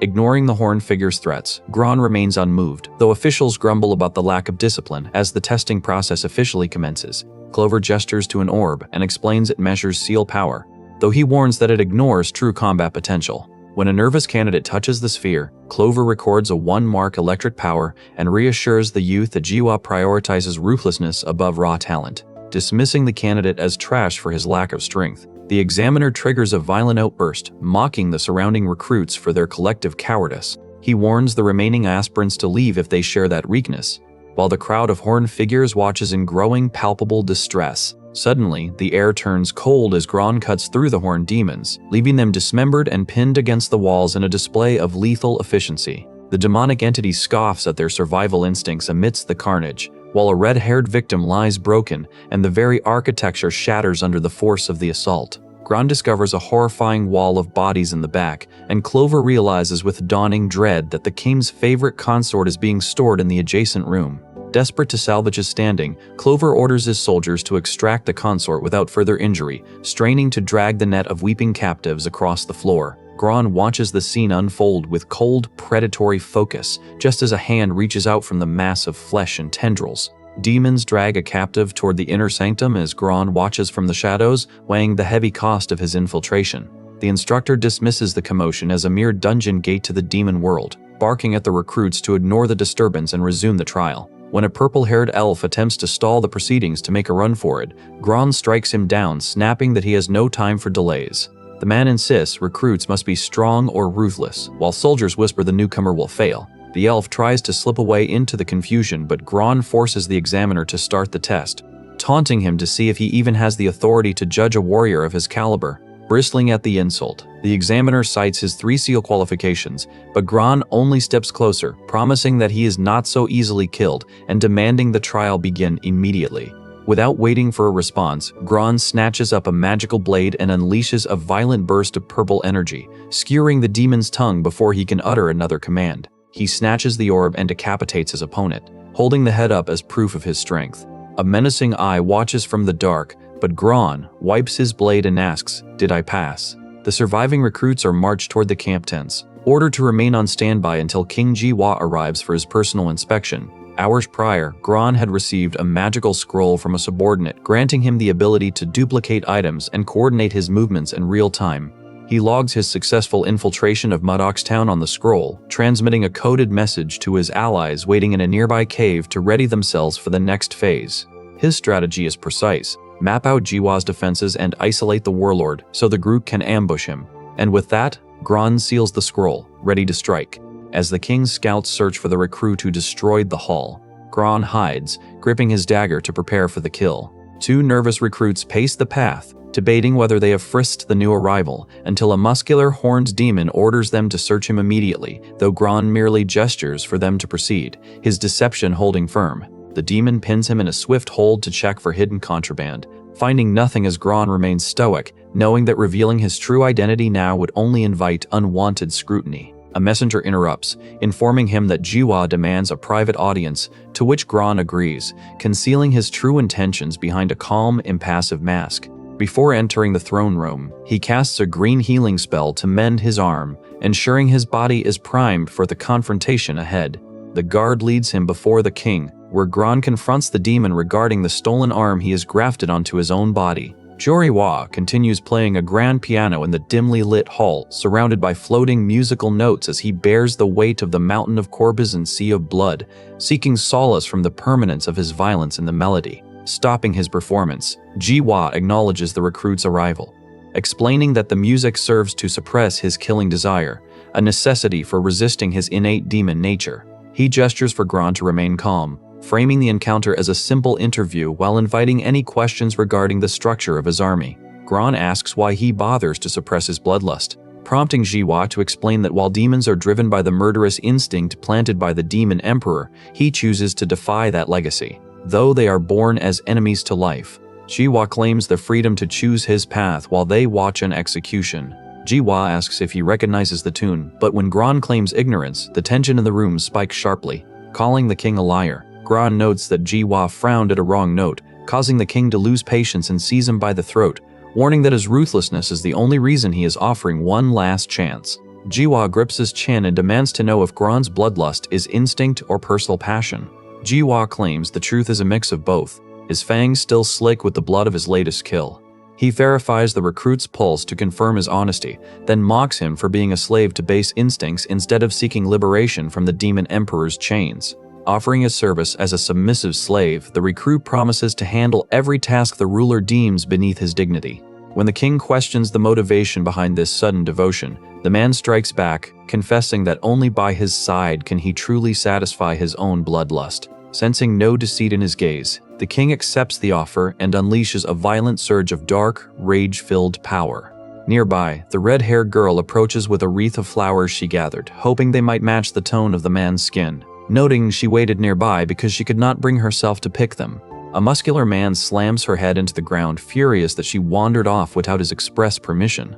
As the red-haired girl collapses, the gray-skinned master berates his human servants for their incompetence, ignoring her desperate pleas for mercy. He grabs her throat and rejects being called father, but the protagonist intervenes to carry the unconscious victim to safety. The skeletal monster shrieks that he is a filthy slave, yet the protagonist remains composed, ready to settle the misunderstanding with violence. A messenger interrupts to warn the king of an evil dragon approaching from the east, a development the protagonist resolves to exploit to confront the beast himself. Ordering the injured girl back to the basement, the king commands his guards to escort the new recruit to the camp. The protagonist walks through the desolate outskirts with his companion, watching the mysterious woman vanish into the village alleys. A black dragon descends upon the desert city while a shadow-cloaked figure tracks the movements of Yvette and Gron to report back to his masters. Standing beneath the clock tower bell, the protagonist prepares for the coming fight. An eye detects an energy spike at the tower. Just as the protagonist triggers an explosion of power, the dragon unleashes an attack, its energy tearing through the sky to start the conflict. A shadow dragon emerges, its form shifting as a weaponized entity manifests to challenge the status quo. Gron watches the desolation, resolving to reclaim his lost power to survive the cycle of the Mountain of Corpus and Sea of Blood. A follower praises Jiwa for driving the beast away, so the king orders his sentries to remain vigilant. Observing the ruins, the infiltrator notes that Jiwa's military background has made these sentry and messenger systems dangerous to penetrate. Gron weaves through the thorns while hidden in the shadows, planting parasitic seeds to sabotage the patrol. One sentry feels a sudden sting as a creature latches onto his leg, marking him for the coming strike. Keeping his seal power settled to avoid detection, the warrior prepares to dismantle the defenses with surgical precision. He maps the patrol routes, intending to observe for days to ensure his decapitation strike succeeds. Gathering linking flowers, he prepares a subtle method to reach the prisoner trapped within the ruins. Gron approaches the cell where the red-haired girl sits, offering her the blooms to gain her trust. She accepts the gift, lamenting that her previous woven crowns were not beautiful enough to please her father. When asked why she calls Jiwa her father, she insists that he is the kindest person she has ever known. She explains that he provides food and hits her only occasionally, revealing the depth of her indoctrination. Recalling how Lord Barnier entrusted the girl to him, the protagonist realizes she is merely a slave being tortured. He attempts to convince her to flee, hoping to show her that the outside world holds kindness beyond her captivity. The girl asks what wonders lie beyond these walls, prompting him to consider finding her a mentor, though he remains baffled by her intimate knowledge of the linking flower. Because she is trapped by Jiwa's influence, she begs for tales of the outside world. But he leaves her abruptly to pursue the truth behind her captor's origins. He tells the girl to be grateful for her survival, ignoring her fear that her loose restraints will trigger her father's wrath. A mysterious informant mourns that the 9th princess has entered the territory, forcing him to grudgingly seek a negotiation while he activates Shadow Lurk to slip through the defenses unseen. Inside the stronghold, he deploys a detection field to scan for lingering seal power, only to draw out a serpentine entity that mocks his efforts as nothing more than child's play. He confronts the entity, openly insulting the demon leader for his hideous appearance and grotesque methods. Jiwa growls at the intrusion, dismissing the intruder as an old fossil with no manners. which earns him a sharp, lethal threat in return. As Simon arrives to support his master, the Demon Lord recognizes the Spirit Realm Lantern, a legendary relic capable of tearing through the fabric of space.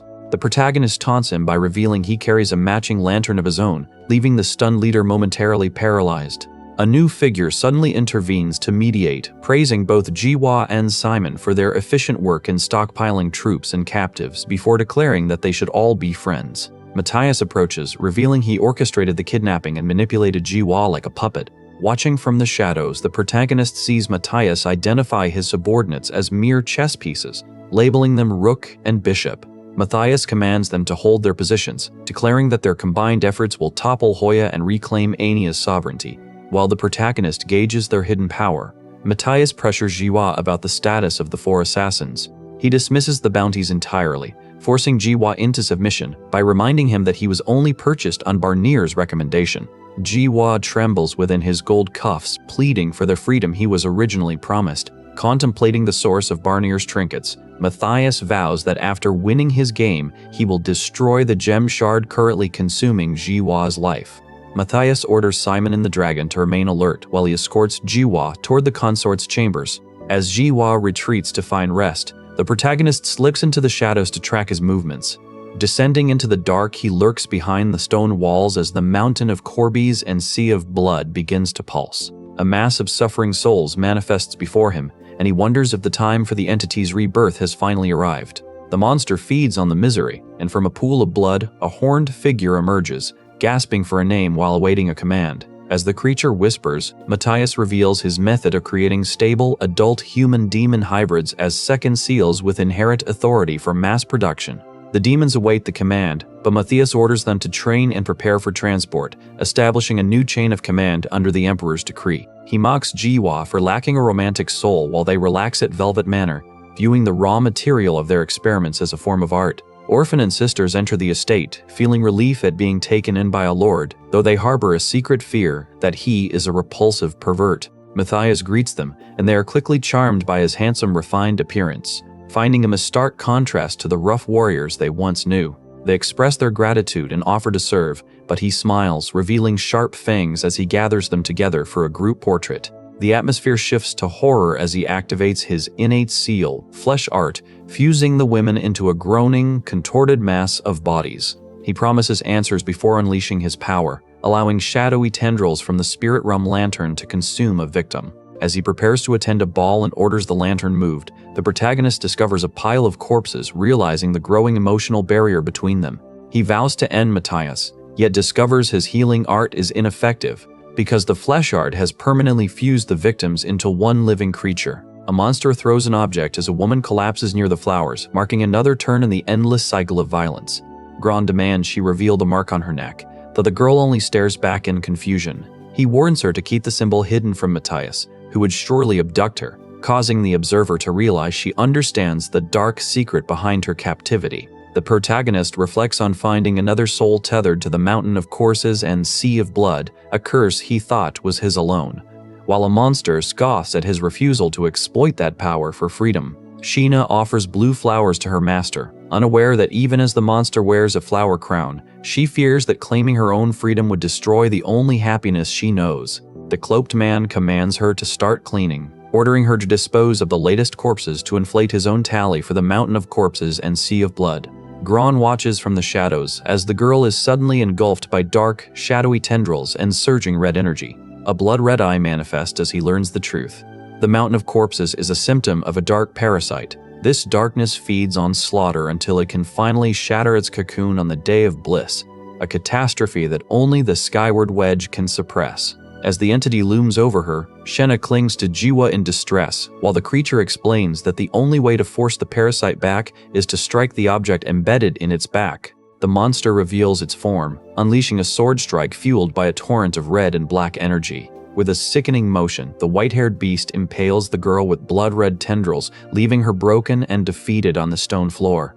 Gron calls out to her in agony, while rushing to hold her bloody body, just as a dark, serpent-like entity erupts from the earth. He realizes he must sever Yvette's connection to Jiwa to save her, even as the dark entity taunts him by questioning if his true goal is rescue or simply plundering her power. Distressed, he denies the accusation, only for the creature to order him to follow in its footsteps if he wants to survive. Acknowledging there is much to discuss, he waits in the shadows, knowing he must catch the powerful fighter isolated from Jiwa before he can make his move. She confirms the green-haired girl hunts for the protagonist's severed arm to earn merit, knowing their father demands his children prove their worth through demon slaying. The elf offers to write a recommendation for Hoya, which the girl accepts with gratitude. While she dreams of using the reward to buy a home for her parents, her companion aspires to master internal affairs and eventually rise to the rank of Earl. The elf scolds her for jinxing their future with such talk, warning that discussing post-war dreams is a common omen of death, though they soon share a light-hearted laugh. Elsewhere, a blonde man sits over a chessboard, meticulously plotting to seize Yvette in Mudbowl Town with the help of his dragon ally. He notes that his associate Barnir, who originally supplied him with Jiwa and the hero's arm, has vanished into hiding, forcing him to rely on other connections. Years earlier, among the ruins of White Road City, he walked with his companion to secure an audience with the eternal demon king, Shu Dai. He offered to graft new limbs onto the wounded king using his innate seal, presenting the hero's arm as a gift while signaling his partner to remain vigilant. When Shu rejected the relic due to a lingering grudge, he pivoted, offering to source other alternatives in exchange for future support.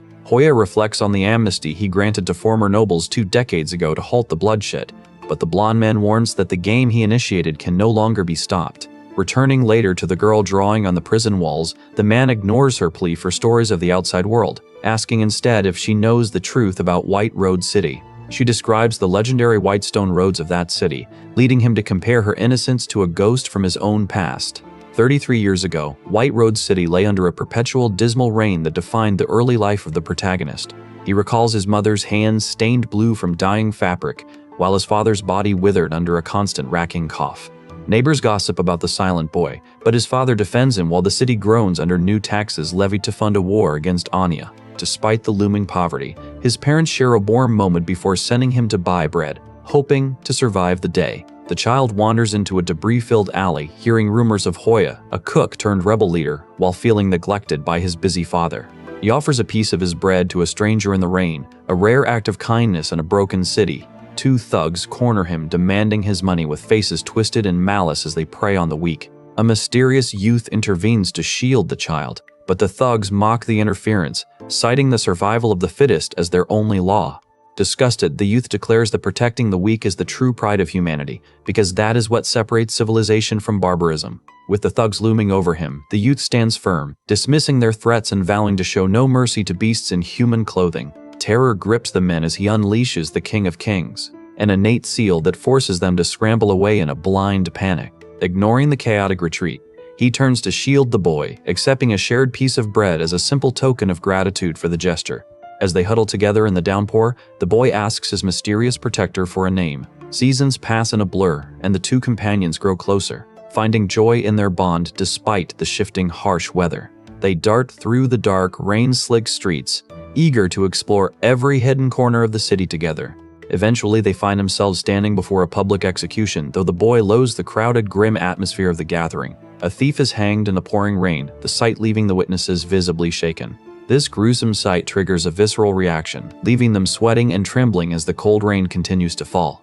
Disgusted by such systemic cruelty, the companion swears to reform these laws if he ever gains the power to do so. He hands the boy a strange, ornate sphere before they part ways, the protagonist turning back to head toward his home. Meanwhile, ominous rumors spread that the city guards are preparing to arrest any merchants found colluding with Anian rebels. Back home, his father reprimands him for associating with hooligans and orders him to memorize the laws of the Mediland Kingdom within a week. The father soon departs for a meeting with the Council of Nobles, leaving the boy confined to the house to begin his studies. While the boy plays with a ball in the rain, a knight arrogantly clears the crowd, forcing him to clutch his artifact and flee into the storm. He glances down at the mud to find an ornate, patterned sphere, staring at the mysterious object in sudden shock. Guards meanwhile corner the villagers, accusing them of trading with Anian rebels and insisting the Chief Justice will determine their fate. Soldiers tear the boy away from his parents, dragging the couple off while he watches in helpless, frozen horror. Secretly meeting, the council declares collusion a crime worse than murder, resolving to execute the prisoners to crush any dissent. The Chief Justice warns that mass executions of over 100 people will spark total chaos, but the council insists that preventing the uprising justifies the blood. Choosing the lesser of two evils, the authorities proceed with the orders, and the prisoners are led to the gallows. Rain-soaked chaos erupts as families are ripped apart, leaving the boy to scream and sob in the relentless downpour. 3 men nearby mockingly bet on how long a survivor will last in the cold, dismissing any fear of accountability from their superiors. Inside, a woman works late and notes that the rain is coming down harder. A butler blocks the young master from leaving until his studies are finished. Yet the boy insists he must go, driven by a sense of impending disaster. Arriving in White Road City during the rainy autumn, they find the grim aftermath of the executions hanging in the sky. He shoulders the heavy burden of a companion through the downpour, both of them enduring intense suffering within the freezing rain. His status window flashes, boosting his stats, but his dying friend pleads for him to let go and stop this futile struggle. He struggles to carry the person through the storm and stops, visibly afraid. Desperation drives him forward, but he eventually collapses in grief as the raw reality of his loss consumes him. His cries lost to the night. Memories surface of the boy watching others crawl through mud and swing from ropes, mocked by a cruel man who only cared about earning enough for alcohol. After a brief respite, the horror returns when a man shoves the boy away after an execution, leaving the bodies of 2 victims swinging in the rain. The warrior grabs the child, but the boy screams, "Die," and unleashes yellow energy, terrifying the soldiers. The soldiers curse, but the night attacks, forcing the boy to swing his sword in retaliation. The clash leaves him bloodied and broken, tumbling into the water as he watches his companions still hanging in the downpour. Archers fire a volley that impales him, sending his body tumbling down a steep incline as the cycle of violence continues to build his mountain of corpses. He limps through a dark alley while soldiers hunt him, desperate to recapture the brat who managed to slip through their previous trap. Dismissing his survival as mere luck, he wanders the ruins until his agony forces him to beg for release, finally choosing to unleash his power to find it. A monster taunts the boy, claiming its hunger is fueled by his inevitable demise, while a dark entity looms over him, whispering that it is his true partner and guiding light. His eyes intensify, yet he freezes as a looming presence shadows him. Horror grips him as he clutches a victim, yet a voice goads him to grow up, insisting he was born to dominate the world rather than be subjugated by it. Despair consumes the boy as he questions his purpose, but the entity confirms he is a storm destined to sweep across the land, tempting him with the promise of becoming unstoppable. Blood spills from his lips as he hesitates, ultimately turning to his captive to offer a cold choice between life and death. Elsewhere, guards scour a disease-ridden dumping ground for their target, eventually discovering a frail figure huddled in the rain. One knight freezes in shock, staring at the sight of decaying corpses scattered across the muddy ground. Nearby, a warrior readies his blade for battle, entirely unaware of the ominous figure looming directly behind him. The protagonist kneels amidst the carnage of fallen soldiers before collapsing into the snow, screaming in agony as a traumatic transformation tears through his body. Surrounded by a dark, ominous aura, he watches from the shadows as guards escort a milk cart through the rain-slicked streets. A desperate parent begs for milk to save a dying child, but a guard heartlessly refuses, warning that the supply is reserved for Lady Talia's bath, and any missing drop will cost them their lives. Talia wields power akin to the god of war Silenus, feeding on the terror of the populace while her guards drive the commoners away like cattle. Gron grips his blade as he watches the commoners cower before the council's blades, realizing that fear is the only chain binding them to this cycle of submission. Without warning, a dark figure cuts down a soldier, leaving him to bleed out while the rest of the guard demands total obedience amidst the ruin. Just as a nearby supply cart erupts in a shower of mud and limbs, panic surges as men scramble through the wreckage, stumbling over the dead. Gron finds a jagged, blood-stained metal fragment and drinks from a broken vessel, desperate to claw back his strength. The soldier asks if he has a death wish, but he begs for mercy once the axe swings, claiming he was just following orders. Seeing the elite bleed reveals their mortality, and as the commoners realize their own lives are no longer the cheapest currency, they lose their fear and rise, leaving Gron to stand over his weapon, the embodiment of his growing mountain of corpses. The stench of iron fills the city, triggering an open uprising. Lady Talia arrives amidst the chaos, her brow furrowed as she demands to know why her soldiers are failing to suppress the rabble. Her subordinates fall to their knees, begging for reinforcements against the tide of rebels. Yet she only sighs, complaining that the filth and noise are ruining her manicure. Ignoring her, Gron tears through the ranks and carves a path through the defenders. Talia arrives and orders the rioters slaughtered as monsters swarm to drag Gron into a struggle. Ignited by a collective rage, the people cast off their terror while a spider-like entity weaves a fiery web in the shadows. Gron heaves his axe, turning the grand balcony into a slaughterhouse. Warriors clash in the downpour, and inside a nearby structure, a father shoves his child into the dark, ignoring the boy's desperate pleas to help those fighting outside. Scaling the exterior wall, Gron recalls the tactical lessons on coordination, shatters the barrier with a heavy strike, and crashes through the window, his breath hitching as he stares into the shadows of the room. Shadows envelop the assassin as he finishes his target, leaving a blood-streaked trail that reinforces the mountain of corpses and sea of blood. With every life extinguished, his existence grows more permanent. Desperate cries erupt from a young man reaching for his father, but the older man, cornered and hemorrhaging, can only scream for his son to flee before the encroaching darkness consumes them both. Gron lunges forward in a blind fury, his red blade flaring with the weight of his innate ability, while the storm over the mansion mirrors the violent burden he carries.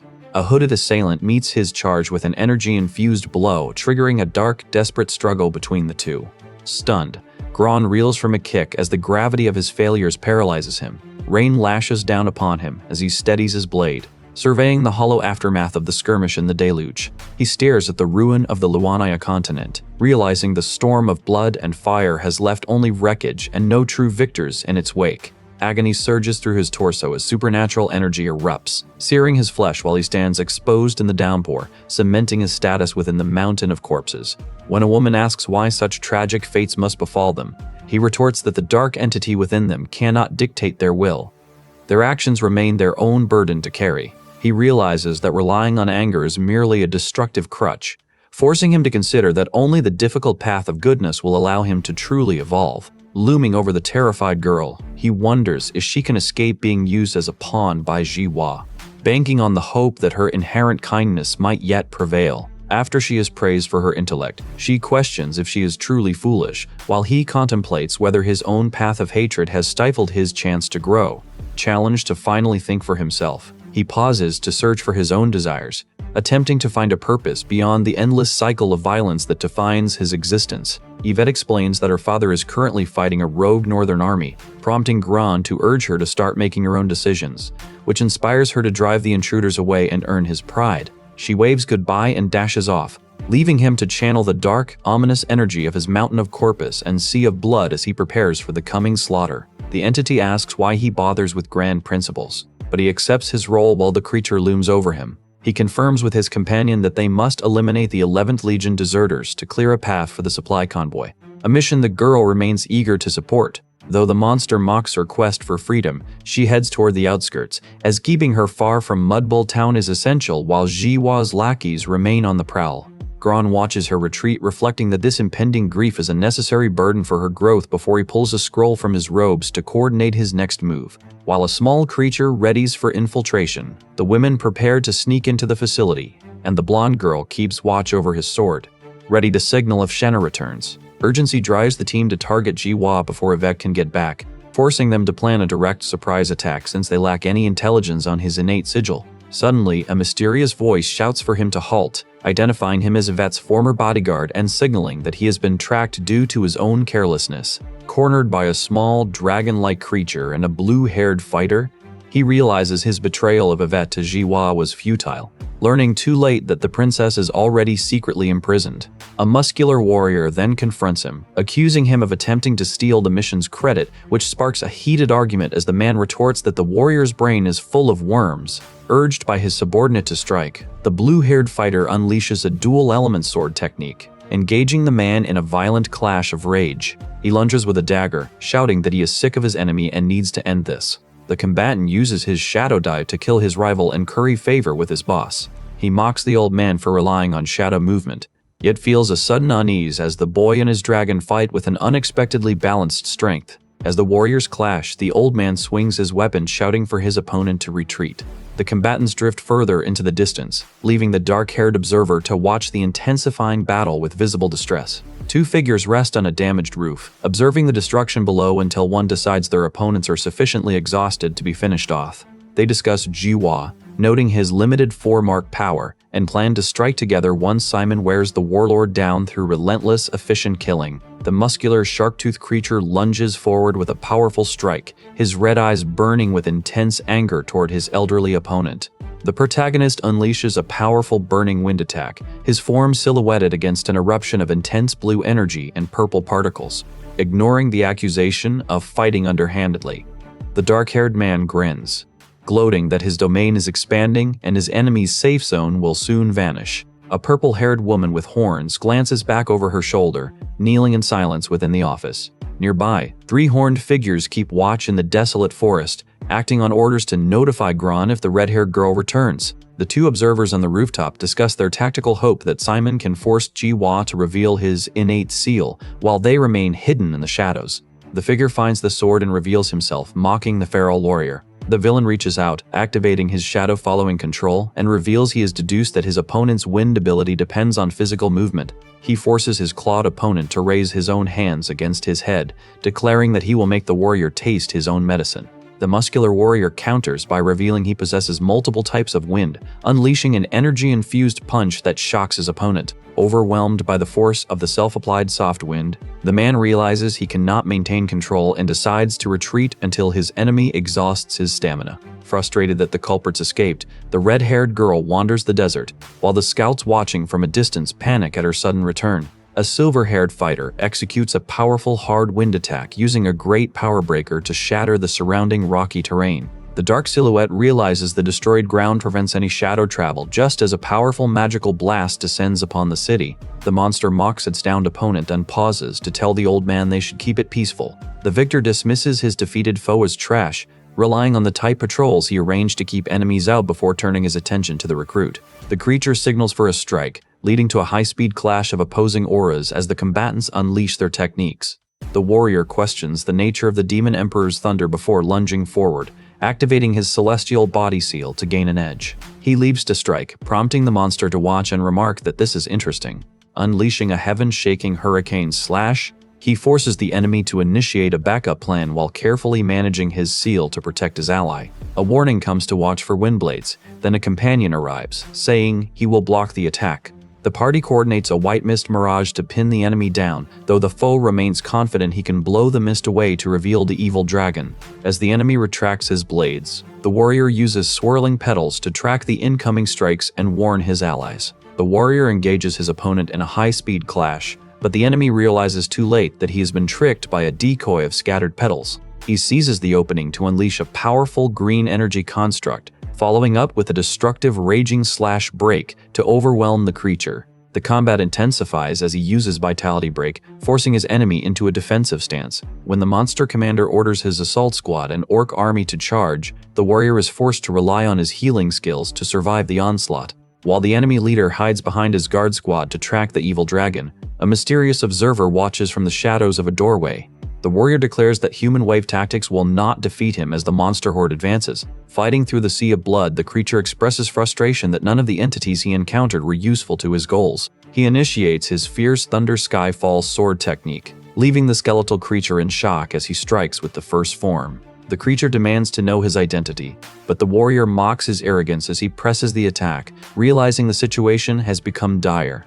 Demanding attention, he unleashes his eternal Night Dragon Soul and Black Flame Ritual to combat the threat with overwhelming power. Gron leaps to unleash his flowing water sword technique as the horned creature counters. The combatants collide in a clash of energy as Gron swings his blue scythe to finish the fight. The white-haired combatant wonders if the ambush succeeded, but the monster blunts the impact with a barrier of hard wind, maintaining his sigil as an impenetrable shield. Dark energy surges like a dragon as the creature prepares to consume life. He declares that his bare hands suffice to kill even without sigil power, deflecting an incoming projectile with a precise movement of his blade. The monster lunges aggressively, forcing him to leap away from a yellow energy strike and mount a defense from within a circle of protective light. Reeling from a blow, he retaliates with a purple strike, landing a punch squarely on his opponent's face. He maintains the offensive, suppressing his foe with relentless energy-infused strikes that apply enough pressure to prevent any recovery. Their weapons clash in a rapid exchange, culminating in a sweeping kick that drives the opponent back as the cycle of violence demands complete dominance. The demon army swarms the field to support their king, shouting for all troops to rally. The fighter steps in to combat the monster, saying, "Leave this to me," as she cuts down the encroaching creatures. Terrified by the sheer scale of the slaughter, The soldiers receive a cold reminder from their leader that they are merely test subjects kept alive for his amusement. When the monster mocks her aim, she smirks and blasts the stone structures with energy. The battle intensifies as a blue-skinned demon joins the fray, forcing the warrior to defend against a simultaneous two-pronged assault. As he leaps down to deliver a finishing blow, a giant monster opens its maw to reveal rows of jagged teeth, roaring with red-eyed malice. He screams a warning, but the blue-skinned warrior reveals hidden sigil power, unleashing a soft wind rotation rebirth heaven technique to counter. The woman initiates the Wind Sonata, accelerating into the third movement of the sequence to become a vortex of razor-sharp, magical energy. Hit by a climax attack, the fighter lunges forward to counter the blow. He gathers strength for an upward strike, forcing the hidden creature to reveal itself. He kneels on the desolate, snowy field, his body racked with exhaustion after burning his last reserves of sigil power to secure the victory. Approaching the dark cave entrance, he mocks the monster's grotesque appearance, a taunt that leaves the creature visibly reeling in shock. Observing that his ally is in critical condition after absorbing the hit, he wonders why these demons can trigger their enhancements instantly rather than enduring the usual agonizing delay. He confronts Jiwa, declaring that his death is a personal matter because he must liberate Yvette from the warlord's cruel control. A violent red energy strike shatters the ground, but he leaps into the fray, delivering a ground-piercing strike that pulverizes his adversaries. A giant hand slams into the earth, sending a shockwave rippling outward while he stares ahead with lethal intent, vowing to end his opponent's life. Yvette arrives on the scene and the creature immediately orders her to eliminate the intruders, gloating that her timing is perfect. A warrior shouts for her to resist the demon's influence, but she refuses to listen, dismissing his pleas as nothing more than lies. The red energy explosion buries the elf-eared fighter under rubble. The teal-haired fighter swings a scythe, while the red-haired woman engages the enemy in a duel. The blue-haired character coughs up blood in agony as the teal-haired fighter is knocked unconscious by the sheer force of the impact. Lunging with a golden mechanical fist, the purple-haired woman joins the protagonist in a rapid mid-air clash against their desperate foes. Sheena overwhelms the trio, who lack the defensive mastery to counter her, unleashing a relentless flurry of white energy strikes that leave them defenseless. Enduring the heavy blow, the fighter marvels at their own resilience, feeling the weight of the mountain of corpses and sea of blood, as every life taken makes them more permanent. They unleash a blast of golden energy, demanding, "Have you had enough fighting?" They launch an aerial strike and impale the adversary to end the battle. With a fierce punch, they shatter the surface and unleash the Hand of the End, a technique designed to crush all opposition. As the enemy lunges, they are struck by a red energy attack that leaves them reeling. A dark entity follows up with a wide-reaching strike, tearing through the air to maintain dominance. Swirling magical energy intensifies as the monster activates Gale Wind body protection, knowing survival depends on this defensive barrier. A warning echoes that defying world laws carries a heavy price, yet the father commands his daughter to finish the fight despite his weakened state. Reaching into the dark, a shadowy figure unleashes a surge of pink-hued energy to empower the warrior. Driven by the need to emerge victorious, the red-haired fighter prepares to unleash a high-speed attack. Trapped behind energy bars, the victim screams in agony as the assault intensifies. The warrior shatters the earth with pink energy and declares victory, though the clash of blades remains fierce. Ignoring the boast, the antagonist lands a flaming punch that strikes the woman squarely in the face. A flurry of blows pummels the target, ending with a violent explosion of red energy as the struggle reaches a breaking point. Watching in disbelief, the monster notes that the woman only grows more frantic and dangerous the longer the fight persists. The characters trade blows until the skeletal form radiates power and unleashes a final strike. Gron activates the Undying War Banner, an innate sigil that allows him to transfer and absorb incoming attacks. Faya punches, but he counters with a slash that draws blood. He follows up with a barrage of punches, landing direct hits on her face. After being sent flying, she wonders if the tide of battle has turned. He channels his authority to stomp the ground, creating a shockwave. He acknowledges her power, then prepares to turn it against her. He releases his stored energy, as his authority cannot absorb new strikes while discharging old ones. They clash in an explosion, leaving her defeated and embedded in the wall. Broken and bloodied, she struggles to speak as she succumbs to her injuries. Questioning if this truly is the end, a mysterious figure looms over the fallen, issuing a chilling warning that he intends to kill them all today. Gron struggles to stand, explaining that his own strength relies on his ability to copy any technique he has witnessed. A loyal creature arrives, crying out to save its boss, while a blue-skinned driver forces a path through the rubble. The protagonist dashes forward at high speed to engage the armored demon, slamming a skull-shaped battering ram into his path. As the purple-haired combatant attempts to flee, he aggressively intercepts them, refusing to let them escape the cycle of the mountain of corpses and sea of blood. Gron lunges, telling his group to retreat because he must hold the creature back to let them escape. A clawed hand stalks across the floor, looming over him as he stands his ground. Clenching his fist in determination, the wounded warrior prepares to face the beast in a final, fierce battle. Once the fighting settles, Matthias appears unexpectedly through a lantern in Jiwa's room to avoid the thick dust, demanding a report. Jiwa struggles to explain the chaos, admitting he lost track of the combat, prompting Matthias to call him a museum-worthy idiot. Subduing a creature, Matthias reveals his innate sigil, flesh art, which allows him to manifest weapons from living flesh. He demands compensation for his lost men and seizes the girl while Jiwa remains shocked by the sudden arrival. Descending in a blur of energy, Matthias notices the injured woman and mockingly questions her relevance as a slave bodyguard. Jiwa defends his training of the girl, but Matthias dismissively states he only wants to take her out for food and fun. Gron, struggling for words while wielding blue energy, ultimately offers no objections to these cruel demands. Matthias orders Jiwa to clean up the mess and capture the 9th princess while the girl asks to be helped up. He questions the man's motives for entering this place before using a wind technique to push forward against an attack. Levitating the injured woman as she tries to speak, the villain looms triumphantly over the defeated. As a subordinate begs for mercy, Matthias mocks the idea of him being a bad person and promises to return the girl soon. A lone figure approaches the walled city, while elsewhere, a rider accelerates to scale a vertical cliff. Desert Fang tracks her hoofprints to the site, explaining his arrival as a precaution after witnessing the devastation she left behind in Mudbowl Town. He offers his gratitude for her protection against his own kind, citing Maintoon's moral philosophy that mutual aid is the only path to survival in these cruel times. The creature pledges his unwavering loyalty as the scattered survivors gather around their wounded companion beneath the cover of the night sky. They struggle to steer through the energy as a spiked object looms over their path, prompting a cry to watch the road. A figure points to the sky, guiding the party to the rendezvous where Faye waits to begin the operation. As they regroup, they share grave concerns over the disappearance of Lero, Debuda, and Christine, who vanished after entering the town. Though she is visibly distressed, her companion urges her to prioritize recovery and strategy, reminding her that escaping the city is far more perilous than infiltrating it. A piano melody plays in the church until a creature smashes the instrument. A subordinate reports to the king that their prisoner remains defiant, leading to the suggestion that he personally oversee the interrogation. He confronts the captive, dangling the promise of freedom in exchange for the name of their handler, while the prisoner hangs suspended over dark, churning waters. The captor activates a torture device, leaving the protagonist battered and reeling as he hangs helplessly in the depths of the dungeon. His tormentor sneers that the freezing temperature is specifically designed to suppress the snake demon's ability to manifest his sigil power. Mocked for his insatiable bloodlust, he vows to enlist the aid of the wasteland demon king Mainton once he escapes, though his captor demands he stop dodging the question.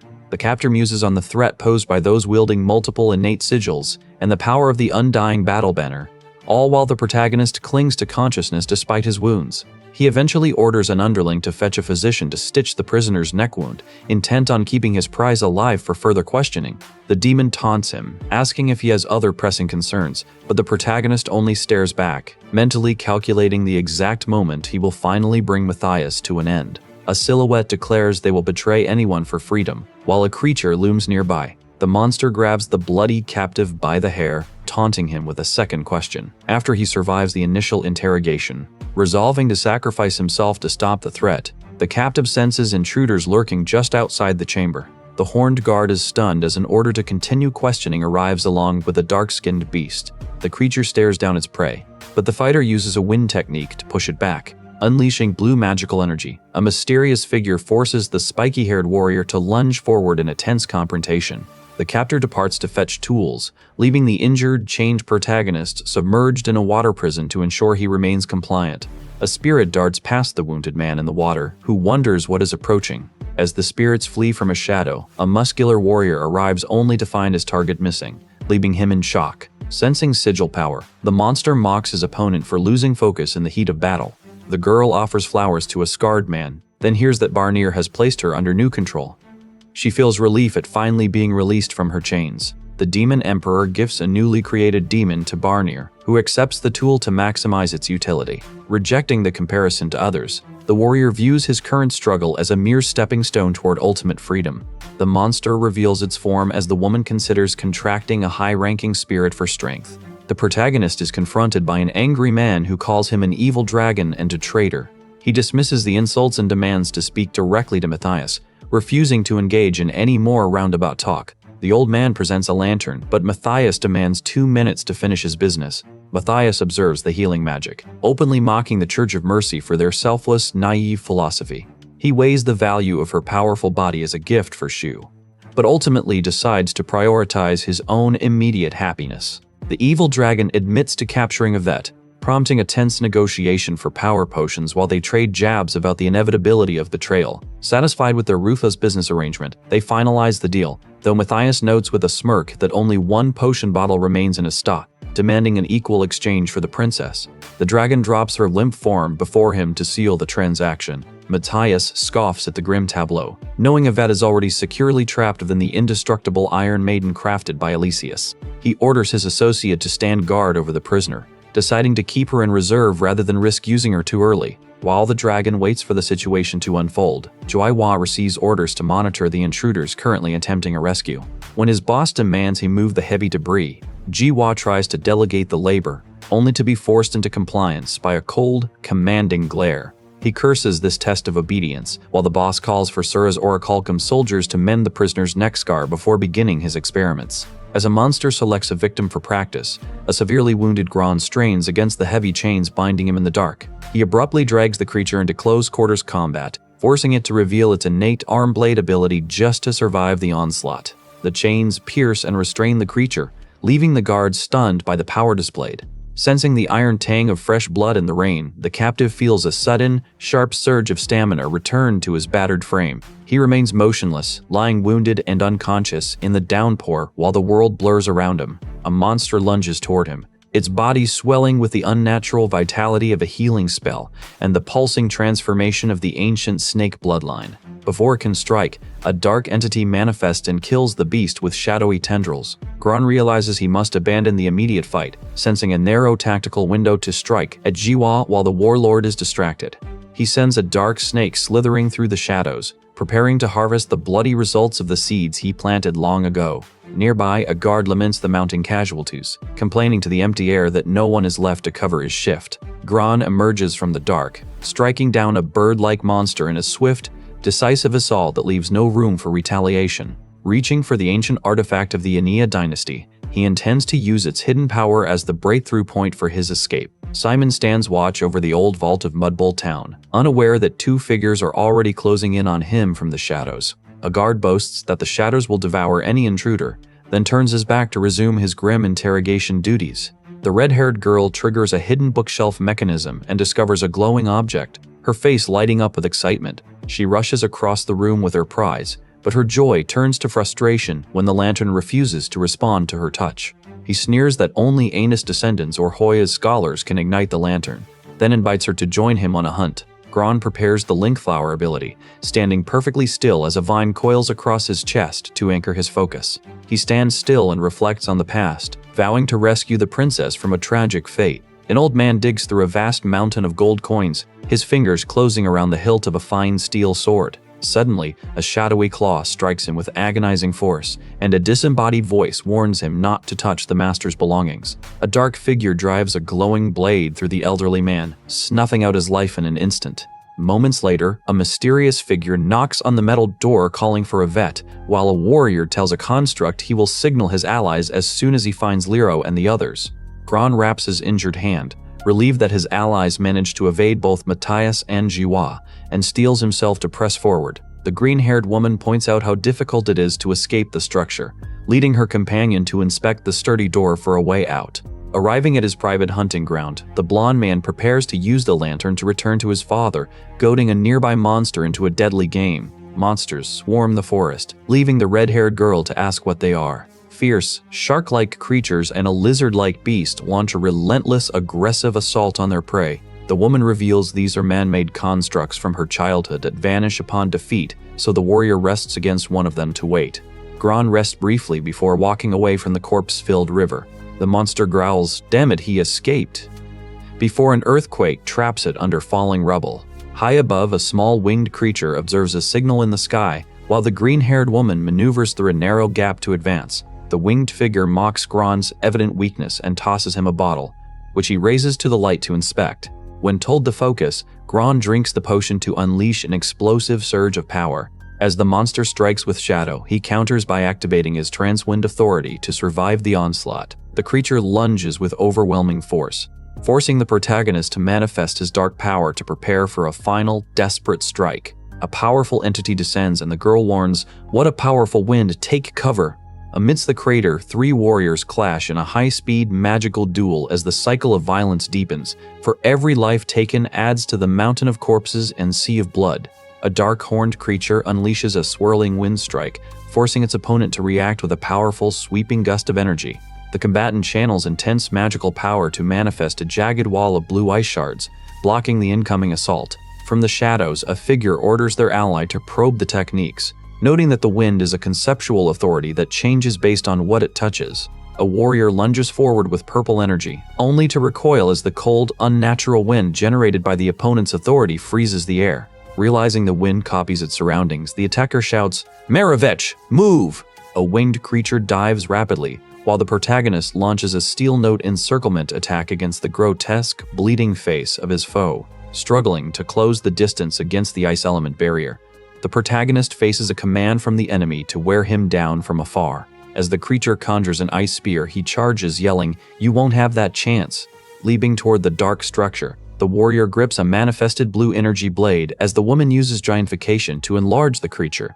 He deflects the ice spike with netherwind and retaliates with a destruction note, shattering the ice barrier with a powerful kick. He prepares a follow-up strike against the tentacled appendages of his opponent. The fighters narrowly evade a destructive beam of light as a dragon descends into the heart of the battlefield. Concentrating his energy into a final blast, the warrior watches as winged creatures dive through the chaos, marking the relentless weight of the mountain of corpses and sea of blood. The warrior prepares to unleash the sky curtain while requesting Yvette maintain a continuous healing spell to ensure their survival. He reflects on his weary journey, then activates Black Flame Requiem to bolster his strength. Feeling the constant, heavy demand of the mountain of corpses and sea of blood, launching into the air, the warrior uses Sky Curtain to stand isolated within a surge of dark energy. The shadowy entity analyzes his strategy, fearing the depletion of its own imprint power. Though it boasts that its Frost Note will easily counter the Snake Demon's ambush, it descends upon the city, only to recoil in shock at the sudden looming presence of a mysterious, powerful force. The warrior draws a blade and throws it, shouting, "Throw! Strike!" as it tears through the air. The warrior activates his protective and offensive skills to prepare for the clash.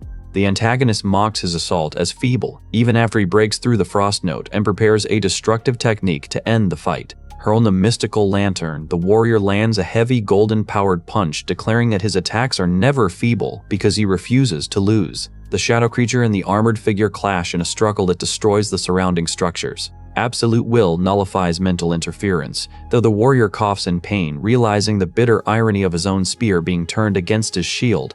He manifests a powerful energy-infused form and lunges forward, refusing to be beaten despite his mounting injuries. Gron prepares his final attack, saying, "It'll be over right now," as the golden frog releases energy to support him.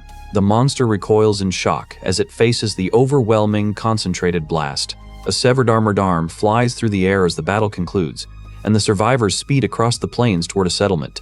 The woman praises the successful execution of their plan, smiling as the immediate danger fades. She watches the child with the creatures and realizes they can pass messages across distances. The elf examines the yellow creature and exclaims that its mark has incredible potential.